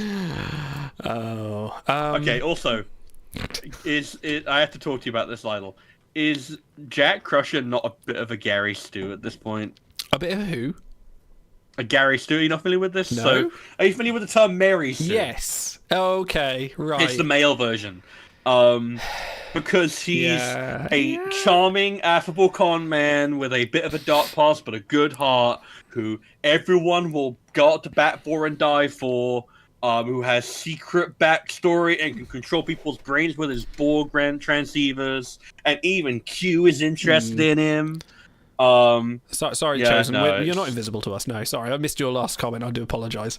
Jack was. I enjoyed Jack. I felt it was cool. He's a good character, but he's just a little bit overwritten to be important. A little bit. Yeah. They had a I mean, like he's everything to everyone. Previous to season 3, before we saw we just saw Ed Spielers on a poster and we had no idea of any fun. Like the trailers alluded to nothing, so they had to kind of ramp up quickly that he was this kind of Han Solo-ish, what Picard would have been if he'd had a bit of like less authority, He was the chosen one, Stars. Yes, he was. Kind of was. I felt that the fact that his DNA just meant he could be the next Locutus was a very... Oh man, we are shitting on season 3 Picard. Is season 3 Picard bad? I enjoyed it. I enjoyed watching it. You know what it is? It's what did I say about... What did I say about that last episode of Stranger Worlds? I don't think it's very good, but I did like it. Yeah. Man. It's like... Oh, by the way, if I look at individual parts... Yeah. Thanks to Boota for getting out the phrase... I was watching another stream that both me and Boota watch about a Marvel Snap streamer, and Boota managed to get the phrase aggressively average and get him to say, yeah, this is an aggressively average card. I'm like, yes, it's getting out there. It's getting out there. But I like your one of just like, yes, I watched I enjoyed watching it, but also it's terrible. Yeah, I just think that in terms of structural... Like in terms of structural integrity, it could have been better constructed. It was not like know what it is. It's especially you have a 10-part series, right? And we've talked about the pitfalls of the mystery box plot, right? Which is what Jack kind of is. There's not a lot of foreshadowing to the conclusion here. If your pieces are Dominion War, Changelings, Jack Crusher, all these bits and pieces, Roll Aaron, your conclusion is not going to be Borg. It's just sort of a weird... The only foreshadowing was the fact that it was like the first contact theme and like a few little sort of like hints here and there. Like they wanted it to happen, so they made it happen. Well, they wanted it to be a surprise, but like there's wanting it to be a surprise because you've put really subtle foreshadowing and really subtle hints, and then there's we wanted it to be a surprise by not foreshadowing it at all, so it's going to come out of nowhere. Yeah, it's like the Borg are now into biological weapons and genetic transceivers. And the worst part is, they didn't use Seven for any of it. None of the Borg stuff. All she does is go, there's a huge link between Seven and the Borg. The biggest link, probably bigger than Picard's link to the Borg. She was assimilated. She was in the collective for most of her young adult life. That should have been she piloted a cube, the artifact from Picard season 1, and crashed into a planet and linked and she was basically hooked up and became a queen. Yeah, and they did nothing with it. However, you know what it is good to say? Is Captain 7 of 9 of the USS Enterprise G. That feels very, very good. That feels like a nice resolution to her arc from Voyager. I could see it. It is nice to see her like turn it around and become the character we wanted to see. I think she's had a very odd voyage there. She's had a very odd progression to get to this point. It's because season 1, 2, and 3 are not the same show. Didn't like about because I loved Shaw. Shaw was great. I loved a kind of anti-hero captain. I loved that he was taking none of Picard and Riker's bullshit. That was quite nice. Like they come on the ship and kind of go like, "Well, we're just doing a test flight, so let's go over here." And he's just like, "Fuck no, this isn't procedure. I love you guys, but no fucking no." He explicitly hates them. Yeah, you love them. He hates them. Exactly. His Wolf 359 speech was really good. Like when he was in the bar and just freaking out was amazing. I really loved that. I loved his bit. I'm nerding over Geordie. That's cute. Yeah, that's genuinely really cute. Like that's really fun. And the points where he did like work, like when he was trying to get the nacelle coverings off and doing that part and working with like the crew to sort of prove a point, like shows that I feel like I could have had more. Shaw. I could have had more. I would have had. I feel like it was a bit of a shame to kill him off. Honestly. They have said that if Legacy happens, they'll find a way of bringing him back. But yeah, his death. What? Are they really? Yeah, the death scene was crap, but also. His post-mortem evaluation of Seven has no link to the rest of the series. The entire rest of the series, he's basically shitting on her and ribbing her and almost dismissing her and showing I think the implication is that he had all that faith in her and then she blew it out the airlock. Yeah, the instant they turned up. It does, because she seems like she's sick of feel like him a bit of a for swerve. other things. Like it didn't seem like the Shaw that we knew. I liked the Shaw being this practical captain that would be like, no, I'm not going to recommend her to be a captain. She's a fucking loose cannon. Jesus Christ, no. That didn't feel like a very Shaw thing to do. And although he may have this quite soft side inside him under all that kind of layers of pragmatism, I don't think that's how it would have been expressed. I don't know. I liked Shaw up until that last message. I was a bit like, oh. Yeah, it was a bit. We need to pull the like the redemption, or is it already happened when he says you have command now 7? Like, I feel like that was the nice thing, and I think the message was a bit too saccharine. Yeah.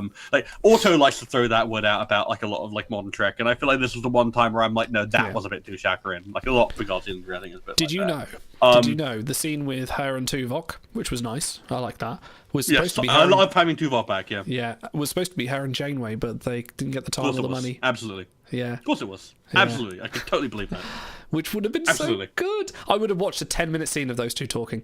Like, not gonna lie. Like, you know the deleted scene from Nemesis of Picard and Data talking over wine that was supposed to be in the movie and should have been in the movie. Yeah. Like, I would have taken that of Janeway and Seven talking about, like, her progression in Starfleet and what it means to survive the second Borg crisis. Like, you know what it is? It's one of these problems, and I feel like I think I'm starting to understand why they've come up with this plot device multiple times of having the Starfleet destroy itself. Is because not only is Starfleet so powerful in this era, it is so overstaffed with heroes. yeah. Captain Tuvok, Captain Paris, Captain Riker, every single character who probably by this point. True. Like, these are all the heroes of all the shows who survived their respective things are now around, and it's like you either can't show them, or they have to be like shuffled off and given a reason why you can't get into contact. Like, maybe that's why they had to go with the whole changeling angle, because otherwise it's like, well, why don't we just go to Janeway? Oh, we can't trust. Kim is a commander. He will never make captain. Apparently, and again, this is another Twitter poll. He made captain, apparently, and it's another. I'll believe it when I see it. Yeah, exactly. Yeah, it's another. Yeah. Okay, let's start. I thought that Michael Chabon was the only one who threw out a lot of this is what actually happened. No, apparently not. No, it's we're shitting on it a lot, and some of it deservedly so. I did enjoy it. I'm glad we got a huge season of nostalgia baiting to get out of the way. So, we can now get on to other things. Like, Strange New World Season 2 feels like a nice little breath of, hey, we're pushing new things, although we have been doing some past stuff, but that's only to be expected. Yeah, but you know what the difference is that, like, it's really interesting. I've watched Picard Season 3, I basically the last half of it in one go, this like last week. And I watched Season 2, Episode 3 of Strange New Worlds. And while they both tread on old ground, Strange New Worlds does it for the express purpose of advancing a character's story arc. Yeah. Whereas Picard feels like it was doing it because it wanted the audience to be happy. And, while I understand that, it's like one of these is a worthy thing to do with a thing. The other one is Pepperidge Farm remembers. Yeah, I can't, like, we love Lower Decks. Lower Decks is 100% nostalgia baiting. Like, there's a lot of stuff and they go, look, it's one of those things, or it's one of those things. But it also does a lot of good character work. Yeah. And I think the problem is here is the Next Generation cast, we don't need character work, because we know the characters really well. So a lot of it is just going to be okay, you know what? Moving our action figure from place to place, doing their things and bashing them together. So I think you can evaluate all the TNG characters and where they end up in the end of the season by like the three things. I think that Worf is there to be cool and fun, which is fine. That's fine. He had his development in DS9. Yeah. Geordi is relatively static, and but I like that his development with Sydney. I like that. Data's thing was a pure fan service pull, but it was cool to see Brent Spiner get to be Lore again. He was very recognizably Lore. I'm a little sad we didn't get Are you prepared for the kind of death you've earned, little man? I'm sad we didn't get that. Deanna got to do some cool stuff. I think I liked her role in Nepenthe in Season 1 more than I liked what she got to do in Season 3. Beverly got to do some cool stuff. I what Beverly got to do. I think Joy was okay. Yeah, I think she was nice. She was fine. Her chat with Jack, and I did like the fact she just ran away from an image of the Borg and just went like you bitch, you faced them down in space. Like, come on. Yeah, is that how you deal with all your counselling? Is that how you do it with all of them? We're in this together, except I for like that. Fuck this. Bye. Yeah. So I have to say, while I will give Picard season 3 like a good amount of stick, and I don't think that it's necessarily very good. I think it's probably good to okay. I think that's kind of where I would put it down. What I will say, and for all my disparagement of Patrick Stewart is too old. Whenever Patrick Stewart and Gates McFadden were talking to each other, the chemistry was still there, and I really liked the development of their relationship, and it felt natural, and they bounced off each other really well. And I really, really, really enjoy that conversation between Picard and Beverly when he is fucking furious with her because she didn't even tell him. She just ran. And I'm like, Bev, these are decent reasons you're coming up with, but fuck you. Like, I'm usually like, Bev's great, but you do not get to pull this shit 20 years after the fact and then pull him in. Like, you have to admit you fucking fucked up here, and it's wrong what you did to him. And I liked that. I liked that they were allowed to be messy, because that relationship was always messy. And that's part of why I thought that Riker and Troy, while it was good to see them, they didn't get a lot going on because their relationship arc didn't feel as natural like it had come to, like, because we had seen them in season 1, it didn't feel like that was a natural way for it to go. And I really liked the development of Picard having to admit, yes, this is a family that I knew I needed, but I want to be here now. And I always appreciate that. You know, I wasn't there for you previously, but let me be here for you now because I will put my whole heart into it. I appreciate that development. And I appreciate him reaching out to Jack and speaking the truth, which is that Picard in TNG is emotionally closed off and feels like he can't get close to people, and it massively negatively affected his relationships with everyone who he could have possibly been close to, and he has to make peace with that. And I'm glad. And you know, while I've given it a lot of stick for nostalgia baiting, ending on the poker game and seeing him so much more relaxed and happy, good. That's a good place to leave that character. That is a genuinely good place to leave him. So it has its ups and downs, is what I'll say for Picard season 3. Like, there some of the things I really didn't like, but some of the things it knocks out of the park. Dean Dixon says, Species 8472 should have been promoted into the timelines of the seasons and to the Federation in synchronized Borg enemy neutral alliance as possible. Species 8472 was a fan sort of theory. That and the Power Wraiths as well. Could have seen that. Could have seen that. Yeah, I could have seen that. Okay, so how many of Worf's effortlessly over-sugared chamomile teas would you have placed this season out of 10?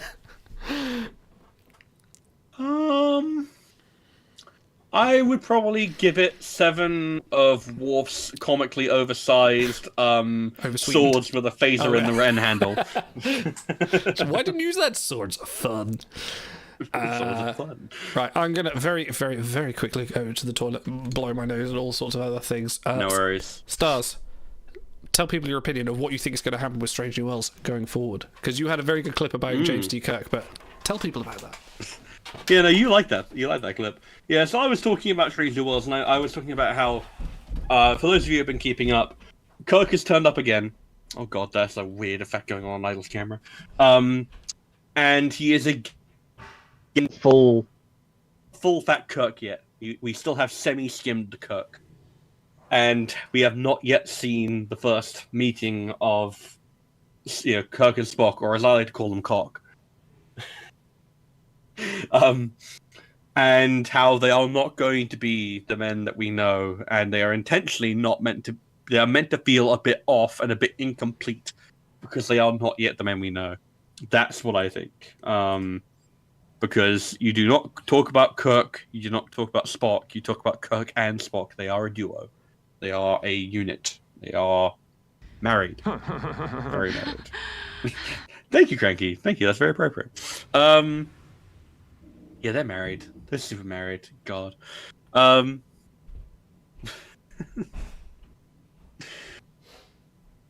I shouldn't say these things online. I shouldn't say these things. This is what happens when Idle goes off on his own. I start going into my fan fiction Homer. I will make Star Trek even gayer than it already is if I can. What did I come back to? Are you talking about Paul Wesley again? Yes. Oh dear. So yeah, no, you had some great a great view on Paul. I even clipped out and put it on a short. Hey, about Paul Wesley's future with Strange New Worlds and what that means with Spock.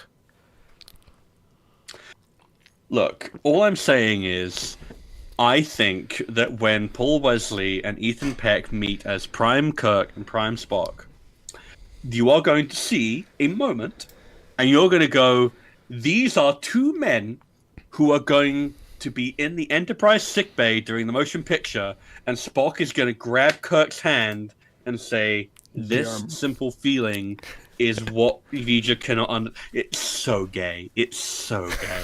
And they're not complete yet. It's like when you look at pictures of your parents when they're young, they're like, you're not complete yet. You're not finished. You're not finished developing yet. It's not a bromance. It's straight up a romance. I'm sorry. Like, let me illuminate that. Let me find a quote. Idle, you keep on talking. I need to find. This is me talking. For those, is it you talking? This is me talking. For those that want to see, go watch our reviews, our Star Trek Treks on the YouTube page. We put them direct out. I've been thinking about streaming them. Maybe next time we might stream one. But yeah, go watch those at the reviews, and you get a very eloquent description of Paul Wesley's interaction, the future of Paul Wesley as Kirk in Strange New Worlds. Have you found it, Stars? Oh, sorry, I didn't catch that. I was grabbing a quote. I wasn't listening. No, I was just saying, have you found it? Have you got the quote? I had the quote. Okay, so this is from I believe a Mr. Henry Jenkins. I believe yes, this is from 2008. So this predates 2009, like the Star Trek show, the Star Trek movie. So when I try to explain slash, which is slash fiction or slash pairing, like the pairing of characters who are not in an on-screen relationship in a gay way, queering relationships that were not explicitly queer in the text. So, and this is from Henry Jenkins in 2008. When I try to explain slash to non-fans, I often reference that moment in Star Trek: The Wrath of Khan, where Spock is dying and Kirk stands there, a wall of glass separating the two longtime buddies. Both of them are reaching out towards each other, their hands pressed hard against the glass, trying to establish physical contact. Sorry, no, you just say that with the appropriate expression. You have to say, pressed hard against the glass. I'm not Shatner. I'm not doing it. They both have so much they want to say and so little time to say it. Spock calls Kirk his friend, the fullest expression of their feelings anywhere in the series. Almost everyone who watches the scene feels the passion the two men share, the hunger for something more than what they are allowed. And I tell listeners, slash is what happens when you take away the glass. You've ever been to a website called AO3.com? Yes. I have an account. Okay, that's fine. I dallied on there the other day just to see, because I've never been and I've heard some great things, and I went on there and there was a Shaw and Seven story, and there was a lot of the word fuck was used a lot. It's just because they were like, oh, you could swear in modern Star Trek. Yeah, we're gonna do that. Yeah, totally. But here's the thing. I don't genuinely believe that Kirk and Spock were fucking on the regs. I don't believe that. But I feel like you have to you can't, these are not things that straight people do. Like, Idle. Like, Sorry, that was so gay, you broke up. You actually audio just went that was so queer. Go on, try that again. That was so queer, wasn't it? Yeah. Like, do you often find yourself with your other male friends saying, I have been and always shall be your friend? Unfortunately, a lot of my other male friends are not Star Trek fans, so they wouldn't go down well, sadly. But similar exhortations of friendship. Yeah, of course. Yeah. I have definitely called my friends my brothers, my comrades in arms, and that kind of things, and manly hugs. And I believe one of my friends has actually kissed me on the lips in a not gay way, which is very, very hard to explain, but there it was. In a not gay way, huh? His wife is very nice. Like the nickname says. You're literally the only person that can get away with that. Yeah, I am. Sorry. It's one of those things where it's like I don't genuinely believe they're fucking on the race, but you have to understand that it's like it's really easy to see why that subtext exists. It's the same thing between Geordie and Data. Like, I can totally see that. I don't believe it's the intentional thing, but Geordie, have you ever experienced homosexuality? Data, I just gave you a razor. No need to overdo it. Look, so what you're just saying to me is that when Geordie saw Data with the beard, he was like, "Oh man, we could turn him into a bear." Yeah, there you are. I mean, there is. I mean, how much Riker appreciation is there out there in the gay community? Come on, there is a lot. Plenty. Exactly. Yeah. For good It's reasons. the lean, the fact that he'll fuck anything. People are into it. I think what was the episode? I think it was with Soren, wasn't it? And there was a big sort The of big Outcast. transgender sort of a big Star Trek being ahead of its time in what it was. And I think it was even Jonathan Frakes was saying like, yeah, I would advocate that for being a male actor, but networks would never have had it. No, well, not even the networks. Rick Berman would never have had it. No, yes, his ideal relationships has to be anyone in a D cup, but there you are. God, that's very well put. Yeah. Yeah. But yeah, no, I think when Strange New Worlds gets around to showing Kirk and Spock, you will start to see them become much more like the people you expect to see in TOS. I think there's way too much reverence for TOS for them not to end up going down that route. Absolutely, but I think we're going to have one more iteration of Kirk this season, I believe, as far as we know. And then no more. I don't know about season 3. Season 3 is still filming, and I don't think there's been any leaks. But actually, it's stopped filming because of the writer's strike at the moment. And God, hope they don't. I can't wait for it to get cancelled. Man, Can you imagine?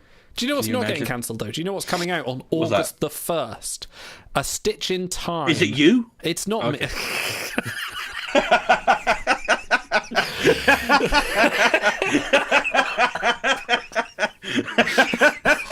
The fact that you said that like the lottery man as well, it could be you. It could be you. No, I don't want to traumatise my kids this early in their lives. No, A Stitch in Time, the book written by Andrew Robinson about the life of... speaking of queer-coded characters, of the life of Garak, which is a very good book if you've not read it. Thank you, Dean Dixon, for becoming a member. Thank you very much. Our first YouTube member.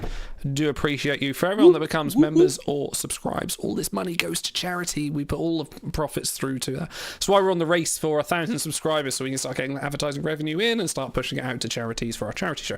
Anyway, yes, no, A Stitch in Time audiobook is coming out on Audio the First, narrated by Andrew Robinson himself, his own book narrated. That's a good one. Very, he's...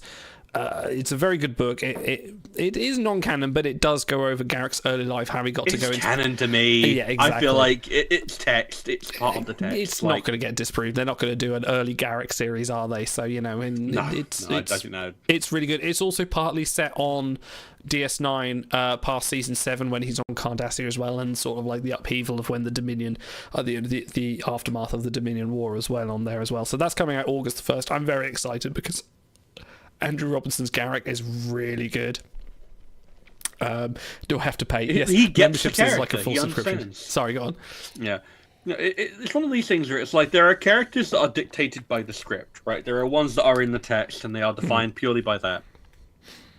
And then there are characters that are the actor, And it's like, this is the difference between, say, Han Solo or a Julian Bashir from a Indiana Jones and or a Bashir or a Garak. It's like Han Solo, for example, is not a very well sketched out character, but he is basically Harrison Ford, whereas Indiana Jones is a written character.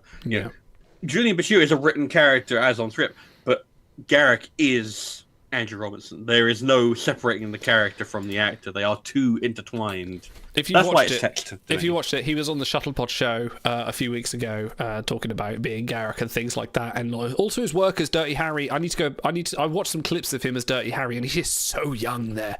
It's crazy. Oh yeah, he's a Scorpio killer or whatever. Yeah, he's really terrifying in that. And he talks about how he got cast for that role because he was pretty much an unknown from nowhere and just got thrust into this role, and then going forward into Star Trek and being put into this sort of, you know, into being Garak, to the point where they said, yeah, we want you back a lot because this character's great. And it really is, because like we have not seen, at that point, we've not seen much of Cardassians. Like we've seen a bit of Dukat, we've seen some bits in TNG, kind of getting an overall feel for how this culture is, this kind of almost like authoritarian state, but not as aggressive as the Klingons. And then here you have Garak, who completely subverts that entire culture with his effervescent ways. It's really weird. So you know what I think is really cool about Garak is that, so when you're constructing a sci-fi series and you're constructing a sci-fi race, right, you have to eventually ask yourself the question, does this feel like a race that could exist and survive, right? Or like a trope. And to a degree, like the Klingons, for example, you're like, how the fuck do you make it to the stars? How do you survive? How do you possibly... And then you meet Worf. And then you meet Martok. And you go, oh, it's people like you. You are normal. You are the normal people, you know, the heroes, the good people that make sure that, you know, the Durases, the Gaurons, all of these characters... all these, you know, badly sketched out, you know, like paper thin characters, you know, the Klingon of the week who exist to, you know, you are, you know, these people don't feel like they can make up society, but then you meet characters who feel like they can justify this society's existence. And Garak is that, because Garak is someone who manages to, he can go along with the cognitive dissonance of Cardassia being this wonderful romantic state, but also incredibly fascist. He can justify that in his brain and still love Cardassia, even though he knows it's sick. Yeah. And that's what makes him so compelling, is he's one of the few Cardassians where you look at him and you go, you are the kind of person that makes Cardassia work, and Cardassians work because of you. Yeah. You know, if every Cardassian was like Dukat, they would never get anywhere. But if you have people like Garak, if you have people like Worf, suddenly these species make sense, and that's why they're so important. The exception that proves the rule. Like, to a degree, Xiao and stuff like that as well. Yeah. No, Garak's great. I'm looking forward to that audiobook. It's definitely good. But I need to go to shill mode here. I was encouraged by this the other day because I'm absolutely useless at promoting this channel, and I think it was Booter that came up with the idea. It's like, why don't you stop halfway through and promote some of the stuff you've got coming up? So I need to explain as well, we are kind of cross streaming on Twitch and YouTube at the same time. Now, Twitch people, you've always known you can subscribe and you get access to a sub channel, so you can now do the same if you're a YouTube viewer. You can join the members club, or I'm thinking of the word Trek Timers. Does that sound good? That you're a Trek old timer Trek timer, you know. That's a bit of that. No, okay. But you will, if you subscribe to either, you get the same. You can join the sub channel on our Discord. Yes, hello. I'm picturing the opening to Teletubbies, like time for Trekkie time. Time for Trekkie time. For Trekkie time. I'm seeing it. I'm feeling it. But anyway, if you that's your next editing work while you're at work. There it is. That's if you are a member of both, you still get the same, and you sync to our Discord, which you can do in your connection settings.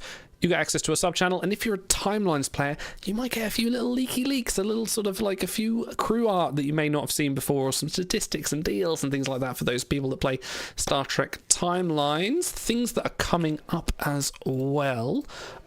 We have next week, me, you, and Stars, the three of us. Me and Stars will be playing Star the Trek audience, the viewer, you. Exactly, will join you. us. We mean you. You guys are playing with us, playing Star Trek Resurgence. We're going to carry on with that. And the week after as well, because we're itching. I think we'll finish it by 4. I think we're getting close. Yeah, if we don't, we'll do it afterwards. So we're doing those 2 episodes, and then the week after that, Stars. I'm so sorry, but I'm bringing Timelines Talks back. We're coming back. I won't be here. It's Timelines Talks number 91 on July the 26th. We'll be talking about all the latest Star Trek time, because for some reason I'm playing it and enjoying it again, so let's talk about it again. I'm glad you're having fun. I've got over the point where I think I'm not going to feel sad about talking about Command Dipset Crew anymore. I feel like I'm going to embrace, and I feel like I can moan again. Because who's the number one Voyager right about now?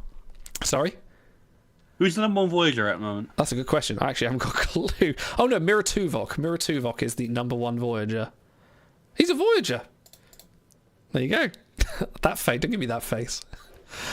And then the week after that, it's back with live from it's Commander Shaku will be back live from Starbase 47. Should be interesting. We do some different things from last week. That was fun. I enjoyed doing that and talking to everyone in chat. That was a good laugh, definitely. So yeah, come watch all those things. What else? What else is coming up this week? Star Trek Infinite. Can we talk about Star Trek Infinite a little bit?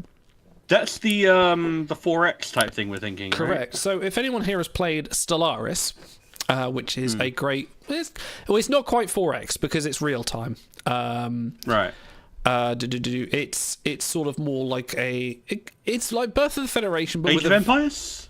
Not as fast as that. It is slower. Like you've got Okay. time. You can pause the game as well and make decisions and things like that. It's a vast empire management simulation, and it's great. Okay.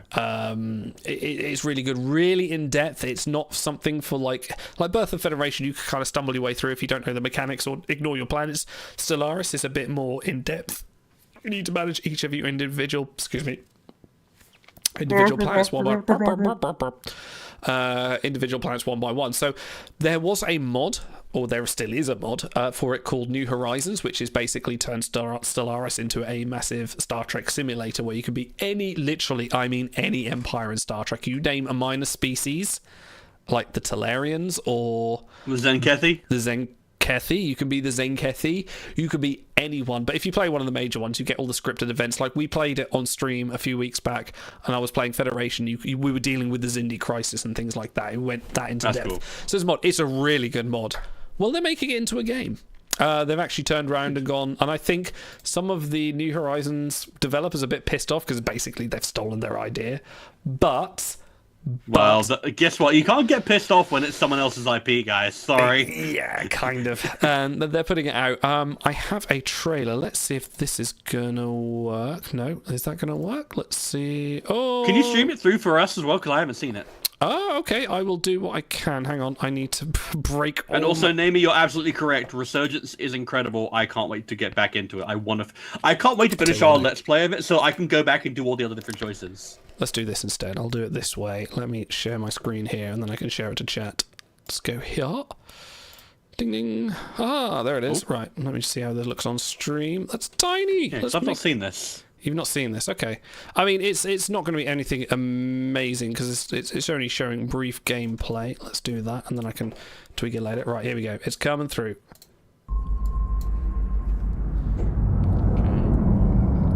Got the D. Got the D. Gotta have the D.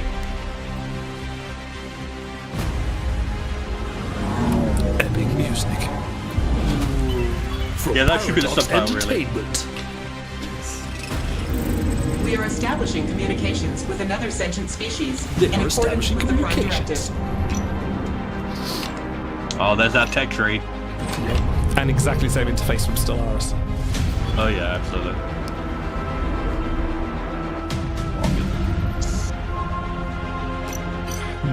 I could really go for this. I haven't played a game like this in years. Enemy positions revealed.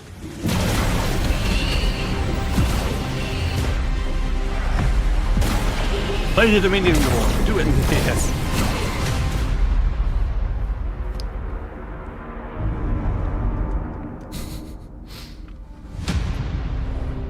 Look at that cavalcade of characters. Right, so this basically... Hang on, let me just see if I can undo my way through this. Yeah, I believe this is the same company as Stellaris Cairo. It is, yes. There we go, let's do that. There we go. What's happened here? So... Yeah, so this essentially is Stellaris Trek for what it looks like. But it looks like it's completely focused in the... Can you build torpedo turrets? Yes. All the torpedo turrets. Thank you. Someone's watched our Armada streams. Yeah, it looks like it's completely focused on that TNG era. For the art, you've got Descartes, you've got Garon, and Tereth, I think her name is. I believe it's Tereth. It's published by Paradox. I think your name, you just said that. And there's definitely Stellaris code, but it's been produced by Nimblebit, who are a different publisher. So I'm putting some feelers out to Nimblebit. Different dev company, he says. Yeah, we'll see what they're going to do with it. It'll be interesting to see what the choices are you make, whether there are, and when it's going to start. Because with New Horizons, you start right at the start of the NX-01 era, and you work your way all the way through to 20. Well, I don't know if they've done 32nd century stuff yet, but this looks like it is Birth. They're trying to say like, hey, you like Birth of the Federation? Here it is, TNG era, Birth of the Federation. I mean, there's enough going on in the TNG era that you could potentially play a game that is just that if you went deep enough into detail. Yeah, like there's enough wars going on, like especially if you go all the way back and you do like the Cardassian Wars or you do like the Khitomer and stuff like that. I can see that being a easy justification. Like say like 2293 to 2401. I can see that being an easy time period. Yeah, because they got to put a Sovereign in there, definitely. You can't have this game without a Sovereign class. Well, I saw the Intrepid in there, so there's absolutely going to be a. And it looks quite warlike. Like you can see a lot of combat. Generally, Stellaris, a lot of it is not combat. A lot of it is managing your empire, and it depends. Like the beauty of Stellaris is like you can play it completely non-violent. Like you can be which is passive, appropriate for a Star Trek game. Exactly, be passive rice. And if you go back to Birth of the Federation, like for people that played that, you can do exactly the same things. And I kind of hoping that if you're playing the Cardassians, I'm hoping you kind of have that same kind of like spy network and infiltrate people. That was, I'm intrigued. So here's the question: how are you going to justify? How are you going to change between? Because obviously, Federation's like big thing is going to be science and diplomacy. Yeah. Right. The Klingons are going to be pure military might, I imagine. How do you differentiate the Romulans and the Cardassians? Well, Birth of the Federation kind of did it where... I'm trying to think how they did it. They were both mostly subterfuge, but then the Cardassians' focus were like subterfuge and military, where the Romulans were less on the military side of things. I've not played it in like about 15 years, but yeah. So there's always a ton of overlap between those two cultures in terms of how you differentiate them. Yeah, I don't know. It does feel like the Romulans are definitely more covert, where the Cardassians are more overt. They're more sort of proud of how they're, we have the best intelligent network out there. We're very sort of aggressive. The Romulans are just like, yeah, we're aggressive, but don't you fucking step over that neutral zone. We'll fucking glass you. Maybe it'll be more like a hybrid. So you get like the Federation that's science and diplomacy. Then you have Romulans who are science and war, and then you have the Klingons who are military and but then you have military and diplomacy because they can be quite good diplomats, and then you've got the Cardassians who are just full on war and subterfuge. I can see that being kind of a mix. As we always say, we're just very glad that they're making Star Trek games like Resurgence and this. Timelines is still a thing. Fleet Command is still a thing. Prodigy Supernova was a thing. Absolutely. Exactly. Go buy Prodigy Supernova. It's on sale there is a Steam sale if you're a PC player. Go buy it on the Steam store at the moment. You can get it for quite cheap. It's all right. But it's a Star Trek. Show your support for Star Trek. Marvel Snap is still a thing. Yes. Yes, Buta. I will do a Marvel Snap stream soon. Yes, it is. When I can talk by my own without coughing. Yeah, because you have to do it solo. I ain't helping you this time. Oh, I'm actually really glad you turned up because I was like about halfway through his various coughs. I was just like, I don't know how much longer I can do this. I had to save you. You did. You saved me, Stars, as you always did. We're going to be watching the next Strange New Worlds episode very soon, and we'll have the review out next That's tomorrow. Week. Oh, man, I'm looking forward to that. That is tomorrow. I'm very excited about that. And I'm thinking, Stars, for our next Trek or the review for it, I may stream it. I may stream it out to one of these many channels as we're reviewing and watching along. You can see that. That could be fun. Can we do it? So people may join us. I think I might... Well, I think we're doing it I generally try and do them Sundays is when I try and do them. I haven't checked the calendar yet to see if we're all there yet. But we'll see what happens. So in overall... So, Strange New World Season 2, in overall, sorry, words are failing me right now. Overall, Strange New World Season 2 is ongoing. Prodigy's gone. What the fuck? Garrick's releasing a book. Because Season 3 is finished. Yeah. Sub-triggers don't work on YouTube, Cranky. They only work on Twitch. This will be a podcast at some point. Podcast is still being probably. updated. I managed to get logged in. I was able to update all the podcasts at last. I was able to log in and do that. Incredible. You're a media magnate yet. I am. I'm trying. And we are trying to get to 1,000 subscribers. So if you haven't subscribed, please like and subscribe. And I mean that earnestly. I'm not trying to do that. Like, comment, and subscribe. Trying to do that because at 1,000 we can finally get the ad revenue I can finally put forward to the charities. So if you haven't already subscribed, please do on our YouTube channel and join us. And I'll try and do this. At the moment, I'm using a free plan of this, what's called Live Push, which only gives you a certain amount of time you can do this for. But I mean, hey, which I may push through more. I may get a subscription for it, and we'll do some more YouTube pushing. We'll be everywhere. I can even post the Facebook group that we have that I completely ignore. We have a Facebook group? We have a Facebook group, yeah. I set it up, and then I just forgot about it. But we're on Twitter. We're on Blue... Hey! We're on Blue Sky! We're on Blue Sky. That service you can only get to if you have an invite. So yeah, I thought that. I tried applying, and I'm still waiting on that. Yeah, if I get an invite code, I'll hit you up. But yeah, there's a health... Go on. And in addition to all the other things we've got going on, I may be trying to get my Star Trek Adventures campaign featuring many of our favourite role players and even maybe a few new voices every now and then. Maybe. I'm looking forward to that. I can't wait to get my Delton First Officer out there. I'm looking forward to that. I made that character so long ago, I've forgotten what the point was, but I need to go read. Yeah, it's fine. You'll remember. Yeah. You'll get into it. Something about my oath of celibacy is on record, Captain, but there we go. Always. All right. Yeah. On that note, I need to go and die in a corner somewhere. Don't die, please. Not Quite literally. We'll see you all soon. Again, keep an eye out. Monday, we should have our Strange New Worlds review, so look out for that. We'll see you soon. Live long and prosper, and ta-ra. And thank you all for coming. Love you all. It's all set. What's all set?